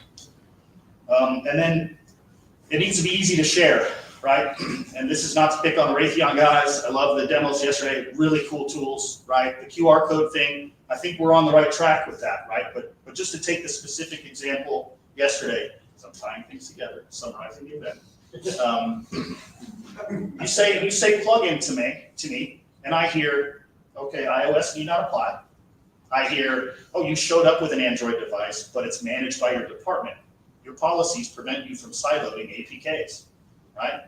So in reality, the only people that tool applies to is my agency, right? That's the only people it applies to. 90% of my market is gone. Because my market, frankly, due to our lack of planning, due to our fragmentation, is, hey, some crap just happened at this school. We all got to get down there now. Do you think we pre-planned? Do you think we're on the same tool? We need stuff that can go when bang hits that's as easy as possible, right? In one solution, and yes, it does have to support multi-operating systems. I asked Eric from my team to just try and generate like an AI image of a dark, gloomy apple casting a shadow over the landscape. Most of them were kind of lame. We ended up with this one that kind of looks like Mordor, Sauron. So I was like, yeah, just go with that. But reality is, that's something we got to accommodate, right? Even if it's not the professional grade, even if it's just a basic capability, it needs to be there. Thanks, Corey. But it also needs to be easy, right? In a way that's going to work cross-platform. So, doom and gloom, almost over. I do firmly believe that TAK is the best hope that we have for the interoperability of where. And when I say that, I mean, when I think of some of the most important things you can think about in an incident, the question, where is this at, is the first, it's the highest priority, right? If as a first responder, you know where to go, you can figure out the rest while you're driving there, right? There's time to get the other bits of data. But you can't replace that transit time, right? So it's critically important that we get where into our people's hands as quick as possible. And where is a component that needs to be answered in every disaster, that needs to be part of kind of your response stack, your application tool belt. And I think TAK is the best option for that. It's the one we are going to be promoting in the state of Texas in our interoperability governance and everywhere else to people that will listen. It's free if you can afford to do it yourself. Right? And even if you can't, it's very affordable with some of the great partners that are out there to simplify this for you. A huge incumbent user base. I think it's worth everyone kind of knowing. The FBI uses this tool. The DEA uses this tool. The Secret Service uses this tool. National Guards all around the state use this tool. Soon, I'm hearing the Department of the Interior and Bureau of Land Management responders will be using this tool. Thanks, Eric. National Forest Service, working with Brad and the Colorado team. That's a huge built-in user base of just feds, right? And then you have these really cool pockets that are happening all over the country, in New York, in Florida, Eastern Tennessee, Colorado, California, more, right? Texas. So it's a lot of the momentum is already there. As we've seen, there's a large list of integrations, a large list of powerful plugins. This is all openly documented. It's easy to build to. So there's some power there, right? I read a blog post where someone was likening it to Google Earth in a sense and the impact it came. Like Google Earth just worked. So a lot of people used it in the military and elsewhere. I used it in public safety for years because I knew I could load stuff into it and quickly get what I wanted to and it didn't cost me anything, right? That's power. And TAK kind of captures some of that spirit. Lastly, government-owned, government-developed. I think that's a really important point because now it seems like neutral territory, right? In good conscience, I can stand up and advocate as a leader in state of Texas public safety communications that we need to stand by this tool because we're not favoring any one particular vendor. There's nothing stopping vendors from building things to integrate to this tool, and many already have. But this can be kind of a clearinghouse where you can get that question of where answered. So I'll tell you that, my opinion with standards, we don't have to wait. We can start doing this stuff now, and I think you should start doing it now, especially if you're in a leadership position locally, regionally, state, or federally, please. We're going to be doing this in Texas. We're going to be putting this before our interoperability governance, statewide interoperability coordinator's office. We're going to be promoting TAK to some extent, but really cursor on target as the standard of how you can share location, right? And to Todd Maxwell's point from the first day, put this stuff in your RFPs and things will follow, right? And if you don't have a better solution, actually, if you have a better solution, say it, but I bet you don't, right? So let's not wait for some mysterious body to form and all save us with a standard that's going to take 10 years for people to jump on anyway, right? Start now. And this is the logical one to do it, and you can do it with good conscience. So some parting thoughts for the established solution providers. Man, thank you guys for what you do and letting us, grab the little scraps that get left behind, for these cool DoD contracts and stuff. It's awesome. Like love what you guys have done, TPC and all the people there. So thank you. The new solutions providers, the people that have just come along, recently, awesome that you guys have chosen to join this mess. We really do appreciate it a ton. We need more of you waiting in the wings. So thank you. But for all of you, just remember the difficulty of the market you're trying to serve, and let that please at least influence what you build and how hard it is in practice, for some of us to actually operationalize this stuff. It's a lot of work.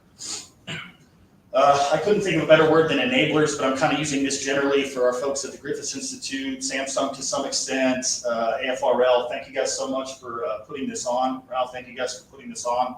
TAK Product Center. TAK Product Center as well, yes. So thanks all of you for helping make this thing happen, and I really hope we do it again. This was a great venue, first class all the way, so definitely a better party than we threw last year, or Brad could have thrown this year.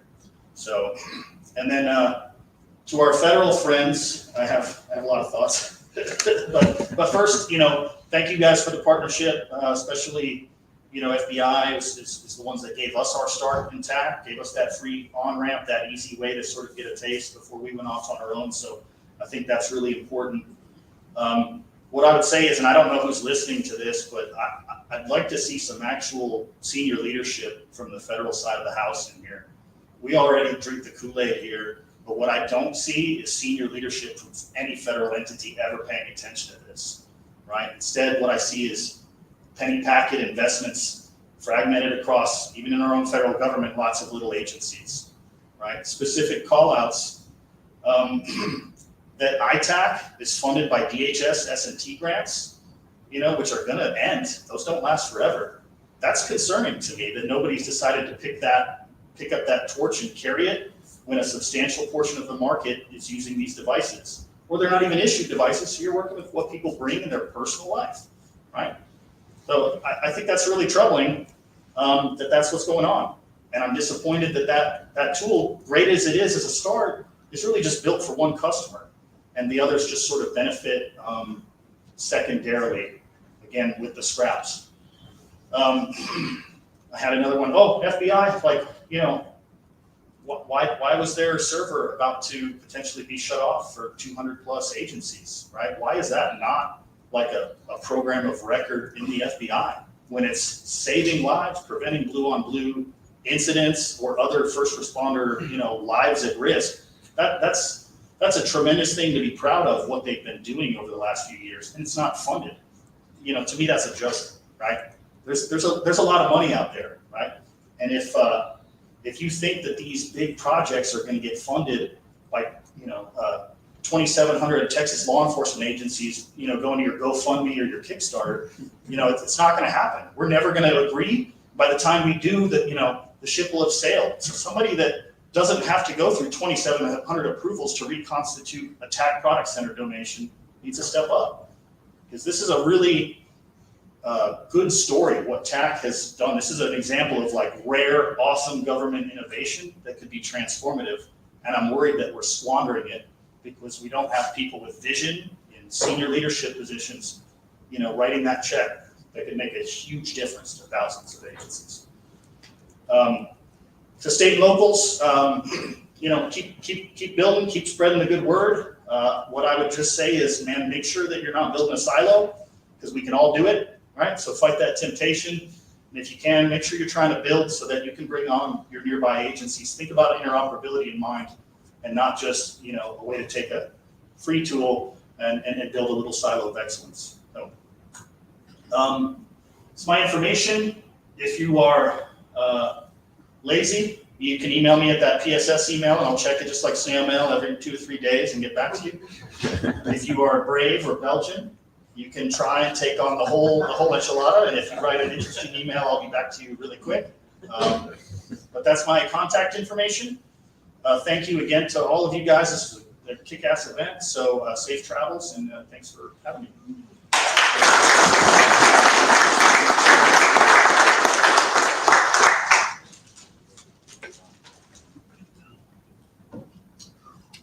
It's right there. All right. Well, thank you all very much for coming. Appreciate all of the participation and the input. As Ralph mentioned, he's going to be looking for some input from folks. We have lunch. It's set up now across the hall, so that will relieve the necessity to have to kind of go up and down. So it should be there right about now. So please feel free to eat. There's a lot of food, so definitely take some. We will try to please stay in touch as we develop, as Ralph was saying, some more concrete plans for the next iteration. We'll be in touch with you, and we will hope to see you all at some time in the future. Thanks a lot for being here.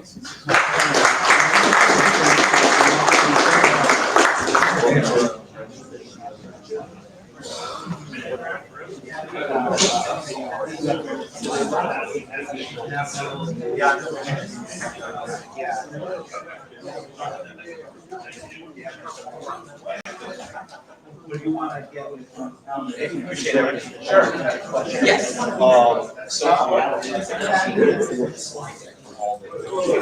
Wait, why are you running away?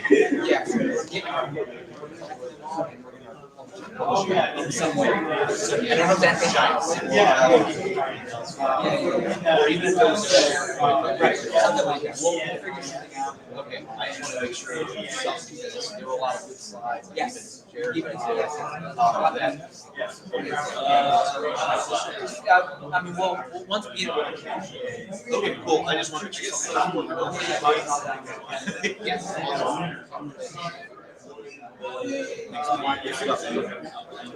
Appreciate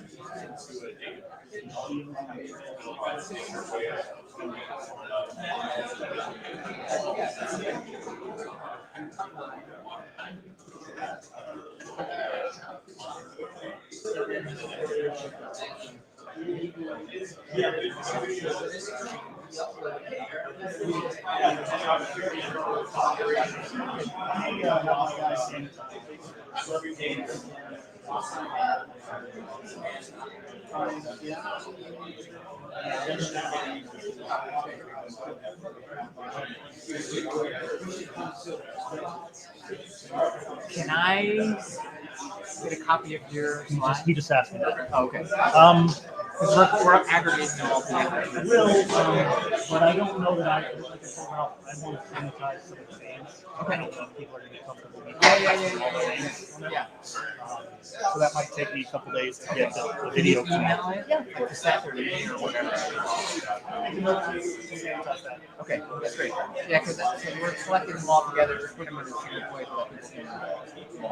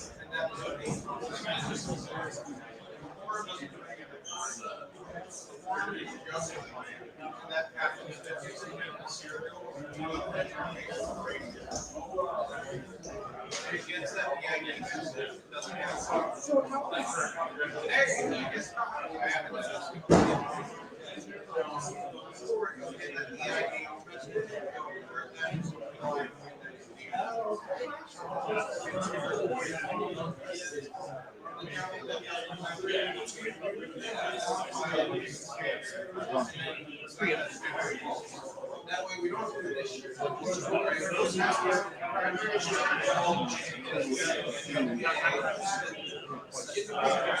Okay, I'll let you shut that down.